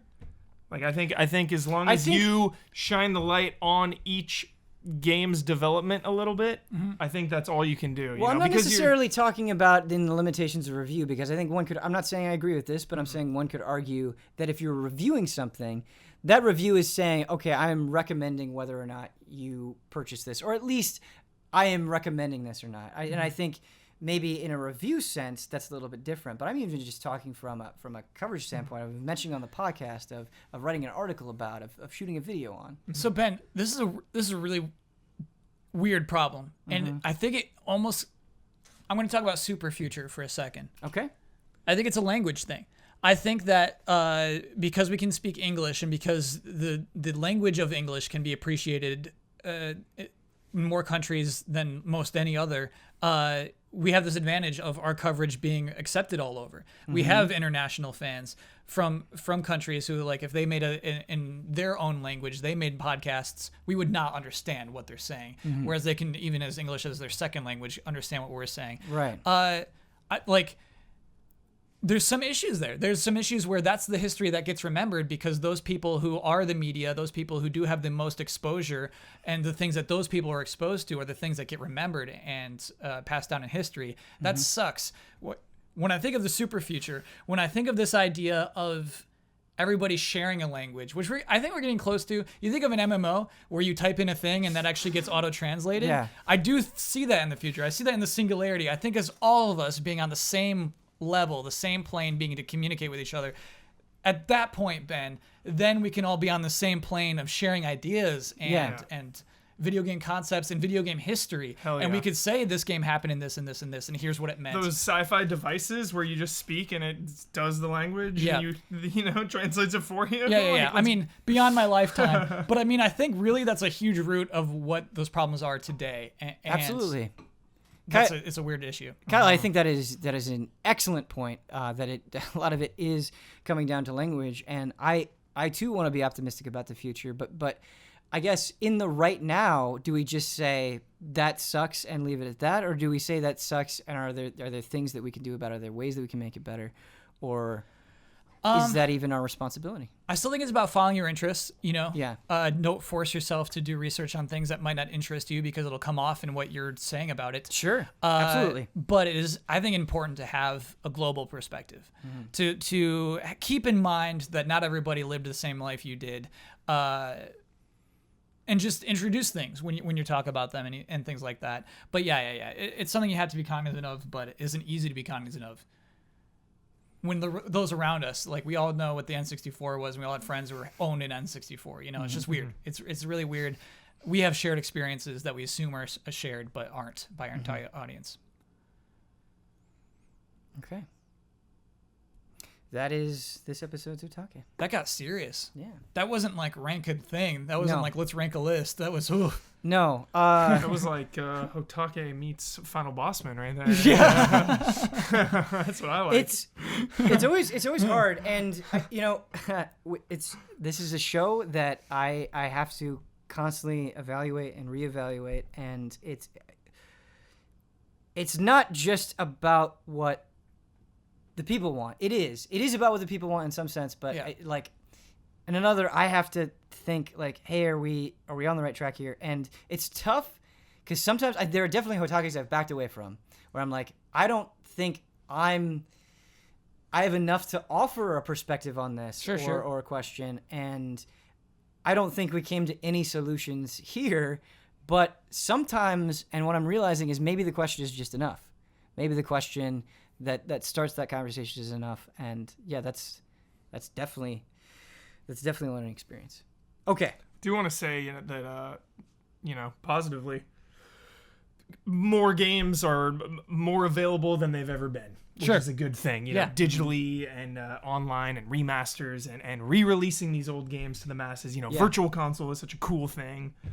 So that's a positive way to bring other games to more people. Yeah, and another thing that I want to say, and of course, like if we got anything wrong or we assume something that we shouldn't have, always let us know. And another thing I want to let us know is you're right. We are in a privileged position where we have international fans. Like if there's a perspective that you have that you think we could benefit from or learn from, please share that. We are looking. I will definitely look and try to incorporate that when possible. When you talk about piracy, for many countries, that is the only way to play some games. Mm-hmm. Jeez. Even when they were new. Yeah, other places are prohibitively expensive. Yeah, and like internet in some places too is like not even an option. Yeah, for sure. All right, it is time for emails. We got a trio of emails here. Our first one comes in from Wesley Wyndham Price. He says, "Hi Ben and panel. I have a thought that's hard to nail down, really. I know none of you have kids. At least I think so. No kids. But I'm a dad, and I was thinking about what my kids won't be able to experience as a result of how rapidly the industry is moving forward. A couple of examples. Growing up, not everyone had the latest consoles, so I can remember many instances of myself and my mates having sleepovers and playing games together. Whether this was playing Tekken or Mortal Kombat against each other or playing a game like Metal Gear Solid or Resident Evil, there was this camaraderie and feeling you got from being in the same room as your mates while playing a game. You get these wow moments that you can immediately share and feed off. Plus, jump scares are 1,000,000 times better in a group. Say the word LAN now, and I'd be surprised if you got a reaction, but the highlights of my weekends were getting 10 mates together and lugging these massive computers into a garage, spending 3 hours trying to set things up, killing the one guy who didn't have the game or right drivers you needed to play, and then spending the next 36 hours not sleeping, drinking your body weight in coffee, and playing Age of Empires, StarCraft, Dota, Counter-Strike, and so on. I guess the tangibility of it all. To me, it is a more personal way of playing. I know the argument will be that there are amazing opportunities now for kids to get connected, and this is entirely true. Being able to play games like Destiny with complete strangers and form absolutely amazing memories like defeating Vault of Glass for the first time or going flawless in Trials, these are all things that would have been impossible a decade ago. The sadness really comes from the thought that there's no incentive to play together in person anymore. Not that one method is better or worse. Do you ever have thoughts like this? Do you think we're losing that coming together and playing games? Is there a reason to physically get together and play games anymore? Is that important? Yes. Couch co-op is my favorite thing of all time. Is it going away? Yes. Has been for a long time. It's going away. Yep. Internet. We have to accept it. It's like many other things that are going away. My only hope, again, we talk about Virtual Console and re-releasing games. My only hope is that people in the future do boot up Streets of Rage 2 with a buddy and say, yo, check out this game from like 40 years ago. Yeah. And they do it, Here's what I would say, though, to your children as they're growing up. It's like music. It's like looking at their music and like, this is not the same kind of good rock and roll. It's that same old thing. When our kids grow up and our kids are playing games online and being in the same Minecraft servers with each other and stuff like that, that's not worse. That they're loving that as much as we love playing games on the couch with our buddies. Yes. My friend has a 7-year-old that plays Overwatch every day with him. So that's something really cool. It's just new, different games. Yeah, it's kind of like how it ended. It's not necessarily worse. They're not just they're just different. And I think that's it. I think But and couch co-op games do still exist. Like I played, I can't think of any recent ones, but I mean Scott Pilgrim vs. the World wasn't too long ago, and I played that with my roommate. The Ultimate Alliance remasters came out. I played that with a buddy. Nice. It was so fun. Couch co-op. I know everybody says that we praise Nintendo too much. We're too biased towards Nintendo. But honestly, if you had asked me this question last generation, I think I would have been a lot more cynical. Yeah. But I'm not saying it's going to happen, but I'm excited for the potential of the Switch. Yep. Yeah. And I didn't necessarily know that something like this would get made. I think there is a chance where you're playing Zelda or Mario or a multiplayer game. You're Snipper clips. Mario Kart, and you because you can bring it with you, because you have those Joy-Cons that attach right on the console. I think that is, in a way, kind of a modern example of what this person is talking about. A lot of people out there don't have Switch, but maybe they're in for a round of ARMS or Mario Kart or something like that. I played that's cool. Shock Troopers locally with Brad, and then my other friend has Switch. Played Metal Slug 3 all the way through at Starbucks. Just the back corner. You and a friend at Starbucks? No, my friend and his friend. Whoa. 2 of my friends. I wish... Played Metal Slug 3. I was that because he friend. thought it was going to be like... he had never played through Metal Slug 3. Yeah. He's like, I thought it was going to be like 30 or 40 minutes. But It probably was. It's like 90 minutes. Whoa. Yeah, cool. And there's an important thing that you said there. It's not just these modern first-party Nintendo games. It's because they're putting all these Neo Geo games on the Switch. You're showing them this old series, and that's what I hope happens. That's why Virtual Console is so important on Switch. So important. Get it on. Get it on. Cool. Yo, let's get a new Metal Slug at E3. Let's get a There's new Metal a dream. Slug. There's a dream. That's so hard to do. Metal Slug Oh, on Switch. that pixel art, some of the best. Oh, up. Some of the best of all time. Metal Slug only. is a series where I feel guilty, where like I don't need you to go crazy. I just need you to make another Metal Slug. Yep, just do what you did. Say heavy Frame machine any gun. screenshot. It looks so good. Yeah, just make shotgun. Just make it more. Did you play Metal Slug 7 on? Only one I haven't played. When the What's the anthology, Wii one? When the anthology came out Wii on one Wii, is anthology. Yeah. Yeah. when that came out, Brad and I went through every single one. Yeah. Uh, And then 7 is after that. Yes. Okay, yeah, I've not have played not 7. played 7. I like 7. That's a Metal Slug I haven't played. I have a new Metal Slug to play. What I like about Metal Slug 7 is it uses the dual screens in the most Metal Slug way, where the things you're fighting, where it's like, oh, this is on both screens. Yeah. Cool. Wait, so it's a DS game? It's a DS Yeah. game. It's an original Oh. DS game. Yeah, Cool. I'll bring it in. Nice. All right. Yo, when are you gonna bring Cowboy Bebop? It's on Crunchyroll. It's on Hulu. It's on Hulu. I thought the need I wasn't want there. the lossless compression. I want that. I thought we said Blu-ray this last disc. time. Maybe we didn't. Okay. I want to all see right. the dust on the frames. Yeah, I want that right. Blu-ray disc. Man. I'm not doing this as a joke. I actually feel bad. All right. Cowboy. Because I have to look at this for time codes. I want to see the paint strokes in the cells. I want to see the pupils of their eyes. All right. Well, that's kind of low demand, man. That's right. Well, like the red, right? Keep those eyes eyes open. open. Like All right. the bloodshot, like. You're going to see that at very low res. I promise you, if it was like 480, you'd still see the red in their eyes. It'll be sharp. Okay. Our next email comes in from Brandon. The subject is A Fate Worse Than Death. Whoa. Hey, Ben and Good Pam. subject. It is a good subject. Good subjects matter.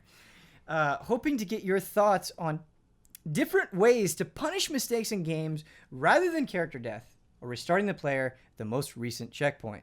For example, many people feel that the idea of a limited number of lives in a Mario game is a relic from the early days of games. One of the best death alternatives I can think of is Tiny Wings on mobile phones. When you miss a hill... I love Tiny Wings. I love Tiny Wings too. When you miss a hill and ruin your flow, that is a visceral feeling of failure. You lose all the momentum and speed you've built up over the island, over island after island of nailing the perfect timing. You don't die, but you know deep in your soul that you made a mistake and learn from each mistake you make. What are some other examples of a death alternative done well in games? And lightning round challenge, how many new ideas can the panel come up with? We're just gonna think of a death alternative. We almost got through an episode of a show without bringing up souls. It's never gonna happen. That's death? What do you mean? That's what I like the death in souls. Losing your resource, losing your money, basically. But and trying to get back to your body. I think what this email is going going up for, an alternative. Right, is not dying, but you feel the same sense of failure that you do without your character actually dying. This one is really hard because your gut wants you to save scum, but I love not doing that in Deus Ex or Dishonored. Yes. Getting caught. Uh-huh. Trying to stealth through a section, but then getting caught and having to bust out your Blade Runner style revolver and take some people out in a shootout.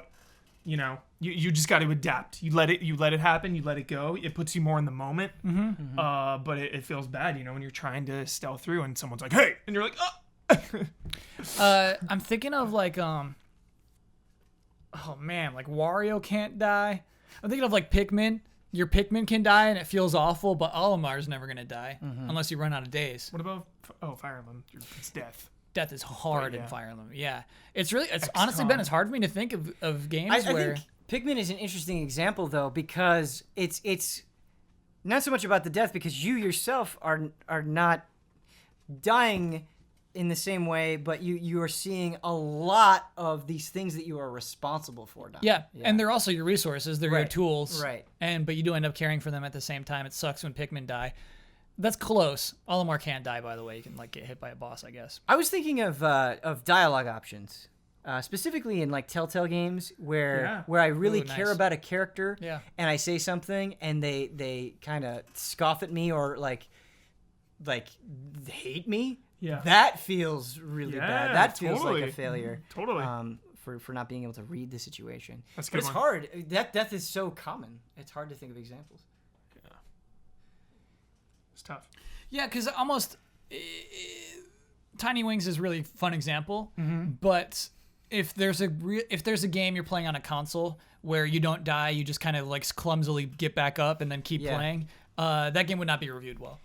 And it's funny because in Tiny Wings, I still sort of consider it basically death because the way that you lose that game is the screen gets you. You know, it's still a fail state that is very similar. But I liked what he was saying, where just the mistake felt like death. Yeah, for sure.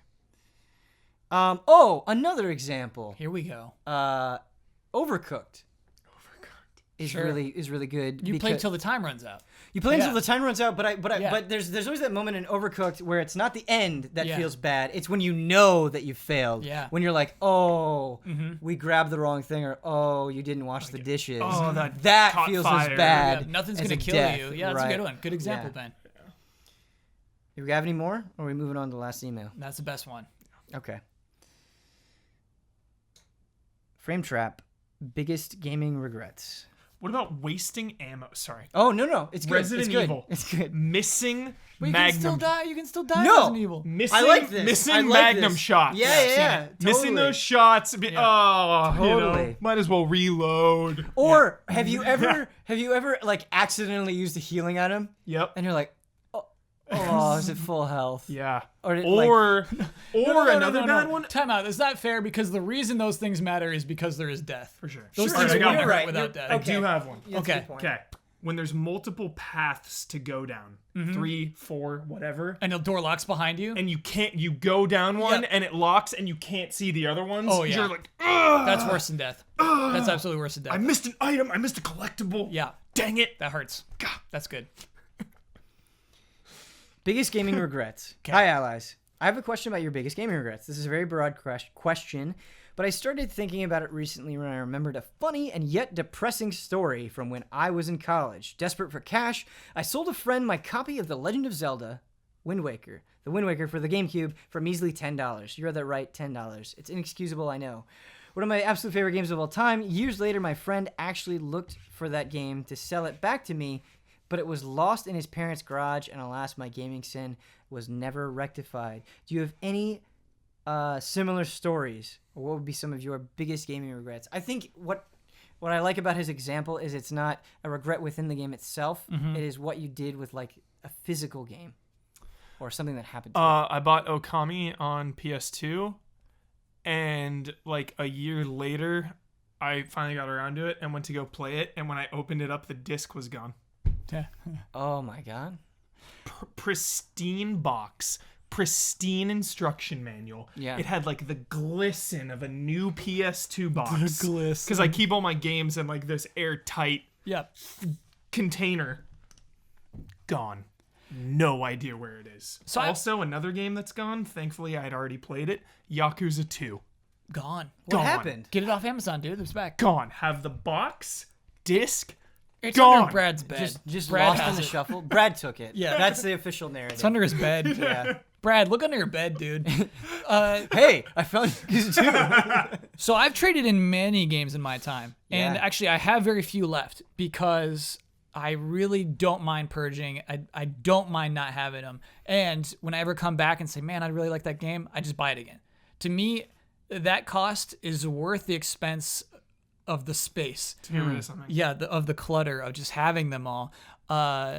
You can fit a lot of games in a couple containers from the container store. I don't Kyle. want it. I don't want those containers. Just, oh man. Like 3 or 4 neatly stacked containers from Yeah. a container store can fit like hundreds of games. Each of those is like my apartment is a glass of milk.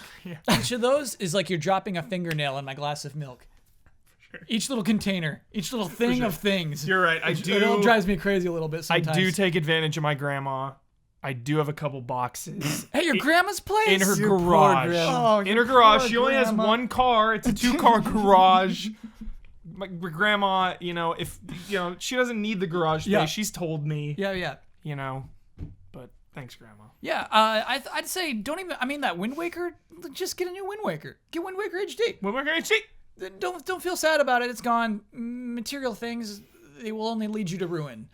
You know what, Kyle? You're completely right, but I want to try. I want to try to counter that argument with my own example, Yeah. and that is the guilt that you feel. Sure. And it depends on. I think it depends on why you're doing something as much as the actual thing itself.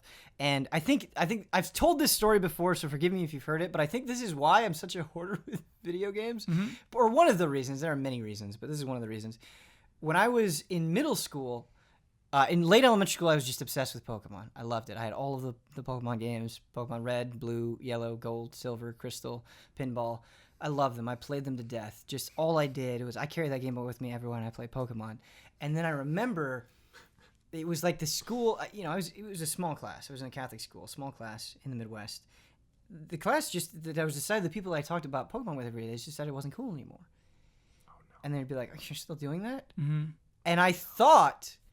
And this was a terrible moment in my life. I thought, I can't do this anymore. It's not cool. I feel weird playing this. Even if nobody else is around, just the fact that these people that I like and respect said that this wasn't cool, it's like tainted it for me. Yeah. And so I went and I sold all of those Pokemon games. And I still don't have... For all the wrong reasons. And I still don't have any of the Pokemon games there. And it was for the wrong reasons. It was Yeah. because I wasn't being true to myself. Yeah. And I wish I still had those games because the right thing to say was, I don't care. You're wrong. Pokemon is awesome because I think it's awesome and doing it for me. And so, yeah, I don't know. I'm probably making it sound like a bigger deal than it actually is than when I'm thinking about it. But man, it felt like really bad. Like I remember a moment where like I was over all of that stuff and I was much older and I was like, boy, that was was a really terrible thing for me to do. Mine is similar to that, except, it wasn't because, someone said something or whatever, but I was young and I wanted to buy new games. So I sold a bunch of my games to get credit and buy some new ones. Yeah. Yep. And then, more than once, I wanted to play a game I had sold and went for it. And it was like, oh, I sold it. And there was like a big sale I did where I sold a bunch of games back to GameStop. And like, finally, it was like the final straw. Like, I went to go play a game. And I'm like, oh man, I must have sold it. And that day, I said, I'm never going to sell another game again. Tell me that's true. Tell me you stood true to that. I stood true. I've never returned a game since. Wow. I cannot remember the last time. It's been at least 10 years since I era. sold a game back. Wow. Yes. I refuse. And because I don't want to promote used game sales, give the money to the developers if you can. Not GameStop. What about Game Dude, though? What about Game Dude? It feels good to give your games to Game Little Dude. mom and pop. Support your mom and pop, for sure. But, like, I'd rather you're voting with your wallet. I'd rather give the money to the people who slaved away and crunched and made a game. No. People who crunched, they're done. They're paid. It's the publishers who demanded the crunch who continue to get paid. Oh, God. I mean, I don't want to have this conversation. Sure, yeah, it's a weird ethical thing. But, like, okay, because I've said that before to people, too, both like, on streams and shows and podcasts and stuff, and people are always like, oh, that you're being too idealistic, and it's like, whatever. I love video games, and I want to support video games, and this is a way that I could do it. Like, sure. Like, if I buy a copy of Yakuza 0 new, I'm hopefully increasing the chances that Yakuza 6 comes to the West. Right. If I buy it used, they don't know. I think that's not helping. I think it is dangerous to get into the mentality of, like, my purchase doesn't matter. Because if everybody thinks that, then of course the information that these publishers have to go on, you're not going to get the things that you want. Like, sure, I guess in the most literal sense, maybe in that moment at that specific point, your purchase doesn't matter. But enough of those people, right? Like Yakuza Kiwami coming this summer. Yeah.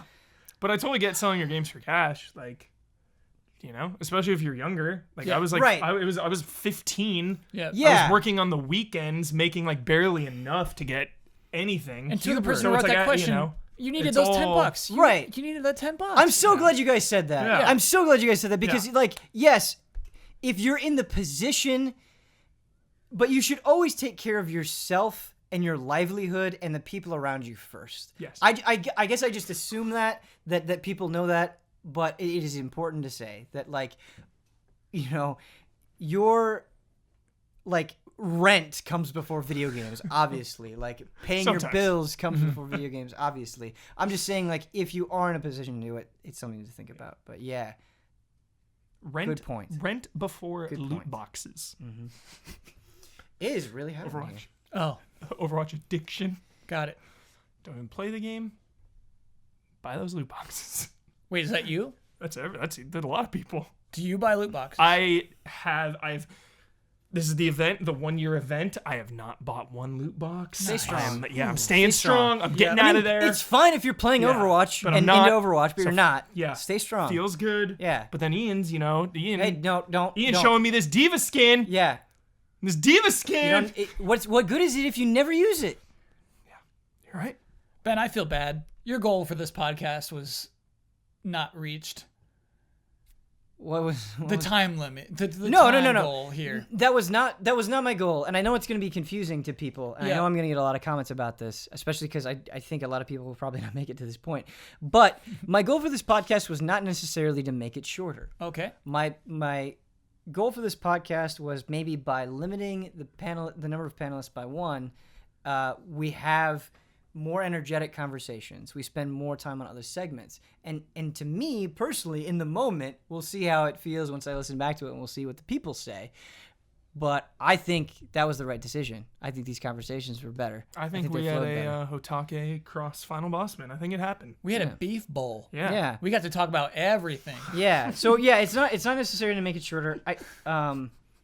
But it's to make what is there better. And I hope what was there is better. I hope you liked our conversations. Wait, is that it? That's it. That's the end of the show. I thought there was more. That was That's 3 it. questions. That's the end of the show. What? Time to go home. Huber's bummed. He's Huber's bummed. one more. I was ready for No, I one more. don't. That's it. I like knowing when These it's are the, carefully curated. Yeah. He said 3 questions and Yeah. then asked 3 Yeah. questions. I like knowing it's the last email because then I'm like mentally prepared. And it's like now I feel like hanging. All right. I'm Should I hanging. do an unofficial I don't one? want to throw a wrench in. You No, absolutely it's all should, though. That's one of the things. That's a Regis Philbin rule. You can't bring that up. No, and you not can't bring do it up. All Yeah. right, so we're doing Yeah. it. Yeah. This is unsanctioned email. Yeah. Yes. Okay. I'm gonna go purely by the subject line. Yep. This is from Troy. Troy, okay. Subject: unexpected treasures. Oh, okay. Perfect. Good subject. Wait a minute. Okay. Hello, allies. A couple of years ago, I was eagerly awaiting the release of a Project Rainfall game called The Last Story. I had heard this was a game worked on by Sakaguchi, who created another series I loved, Final Fantasy. A good friend of mine also recommended I check out another Project Rainfall game called Xenoblade Chronicles. While I wasn't as invested in it as The Last Story, I still picked it up when it came to the US. Fast forward about a year and a half later to the time I was able to finish these 2 JRPGs. The Last Story was pretty good, but not as good as I hoped it would be. Xenoblade Chronicles, however, not only exceeded expectations, but has become my favorite game on the Wii and my favorite game I think I've ever played. Yes! Wow. Oh. With my story in mind, I wanted to ask you this. What are some games you have played that you initially weren't invested in but exceeded your expectations by the time you finished? I don't know why I didn't pick this email originally. Yes. Great one. It's a fun question. The PS2. Xenoblade Chronicles. You know, again, this ties into like selling games and buying games during that era. The PS2 era is when I was, working part-time. Yeah. Little 15-year-old Huber working at El Cholo Cantina restaurant, making ends meet, trying to pick up some games on the side. Why is the way you say things so beautiful? when you're that young, it's like you have disposable income. So you can buy anything, any game, right? Anything you're passionate about. Yep. So I would go into GameStop during the PS2 era and just like pick games and buy them. And that is how I discovered Ratchet and Clank. I had no knowledge of Ratchet and Clank beforehand. That's really I had cool. I subscribed to game magazines, but I guess because of the aesthetic, the cartoon aesthetic, I thought it was a kid's game. Yeah. And I was mistaken. I was wrong. I was ignorant to it. It's a kid's game. What do you mean that was wrong? You were right. I thought it was like a super kiddie game. I mean, not a Lombac shooting nonstop with crazy weaponry, That still sounds like a kid's game. Anyway, my interpretation of what Ratchet and Clank was wrong, and I picked it up because it was a new release, and there was a thing with a gun on the cover. Took it home, and it's one of my favorite franchises of all time. The person designing the box art, dude. They got me. I put the gun on the cover. They got me. That's why BioShock Infinite has a gun on the cover, man. Yes, that was that whole know. discussion. That is me. Oh, they man. got me. That's insane I was 15. to me. That's insane to me. He's got like a huge. It's like looking. Yep. Yep. And you just throw your hands up in the air. Yeah. I've been trapped. They You got cast your net. Yeah. me. They got me. That was it. Cool Lombax on the cover. I was like, who's this creature? An area that I'm kind of nostalgic for in a sense is when I was very, very young, I had no money. My parents just bought me games occasionally. Yeah. And so I was kind of at Christmas their whim. and holidays. Like I could make recommendations, but they were the final decision. You're still getting Wheel of Fortune on Christmas from your I grandparents. got Wheel of Me Fortune too. on Genesis. Yeah, I got I got N64. Monopoly. I got Where's Nice. Waldo. Yeah. A lot of the stuff that I didn't want, but it was fine. They picked up that box art. Right. Yeah. But sometimes the parents came through. Yeah. And one of those times, I don't know if it's actually a good game or not, and I'm not interested in finding out because I loved the hell out of it. Pac-Man 2: The New Adventures. Whoa. Yeah. And so Nice. for those of you who don't know what Pac-Man 2 is it's not like Pac-Man. You're not going around eating power pellets and killing ghosts. It's an adventure game. And the artwork is amazing. And the emotes that this big old Pac-Man sprite does, like he's got a family to take care of. He's got a baby crying. He has to go out and get milk. So you have to go to the farm and you have to like not upset the cows. You're trying to get the milk. This sounds exactly like a game Kyle Bossman would make. I almost downloaded it. I saw it on the Virtual Console. This sounds like something you would like. Please How do play we it. make It looks so Pac-Man? cool. Like, Yeah. what do we do with Pac-Man? How do we Context. evolve this? Pac-Man needs context. He and needs somebody a did that. kid. Yeah. He needs a kid to family. Like that is awesome. Yeah. And you have to like when you want to go into the city, you gotta go and you gotta get a train pass, and you go, and then you have Okay, this now I whole really wanna areas play to this. explore. I wanna play And this. this is kind of this has been done a lot now, but at the time, like at the time, this shattered my mind. Where you go into an arcade, and as Pac-Man, you can go and you can play Pac-Man, and then on your Genesis, you just got a version of Pac-Man that you didn't know you would When find. did this come out? Was this game. before Shenmue?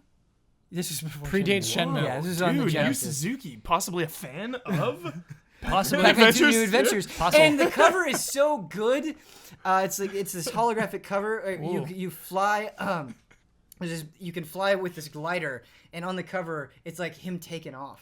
And can you imagine the cojones to call that game Pac-Man 2? To the new, yeah. Pac-Man 2. Right. This is the sequel to Pac-Man, the most successful Right. arcade game of all time. Oh, It's a weird adventure game. Pac-Man 2. That's cool. I have one. I got one finally. Do it. It took me a long time to remember this. There was a time when I thought I was too mature for Grand Theft Auto 5. 5. That Grand Theft Auto 5 was a silly That was a few game years ago. for silly children. Oh no. 17-year-olds might enjoy this, but not me. Oh no. I was convinced by one Michael P. Huber The Convincer. to give Grand Theft Auto 5 a shot. Dude, I remember this. And while I still do find many elements of it juvenile, Okay. I loved my time in that game. When I say love my time in that game, I just loved being in that world. Yes. I loved the driving. I loved spending moments listening to the soundtrack, just driving at nighttime, at daytime, being inside of that world that was so carefully put together. I really, truly saw what is great about Grand Theft Auto, and that was cool. Had you played Grand Theft Auto before 5? I watched my roommate play 4, sitting on the couch, looking at it like, this is dumb. People like this? They're dumb idiots. This is dumb. And I think that's an important point because a game can look dumb, but you really don't know until you get your hands on it. Yep. I mean, sometimes you do, but Yep. sometimes you're. GTA 5 won me over. And another lesson from this story: Michael Huber can change people. That's why I played Marvel He Heroes. can change people. Not quite the same effect as GTA 5, but like sometimes Hubert just dials in. Yeah. Set me free. Oh, set me free. I'm really glad we read that bonus email. That may not happen every time, but maybe once in a while. That was fun. That's it. We're all done. Cool. We're all done with this episode of Frame Trap. Had you Thank played all for Red watching. Dead before GTA 5? I got to Red Dead, got to Mexico, quit. Why do you like? Why? You're so close. Why? We're Yeah. so close. You're so it was close. just like, oh, cool, God, so you gave it a close. chance and you liked You're it. so And close. then you just Why gotta did do I the ask thing with that? the Red Dead. We talk about trading in games. We talk about trading in games. I don't think I've shared this before. I've shared my love of this game before.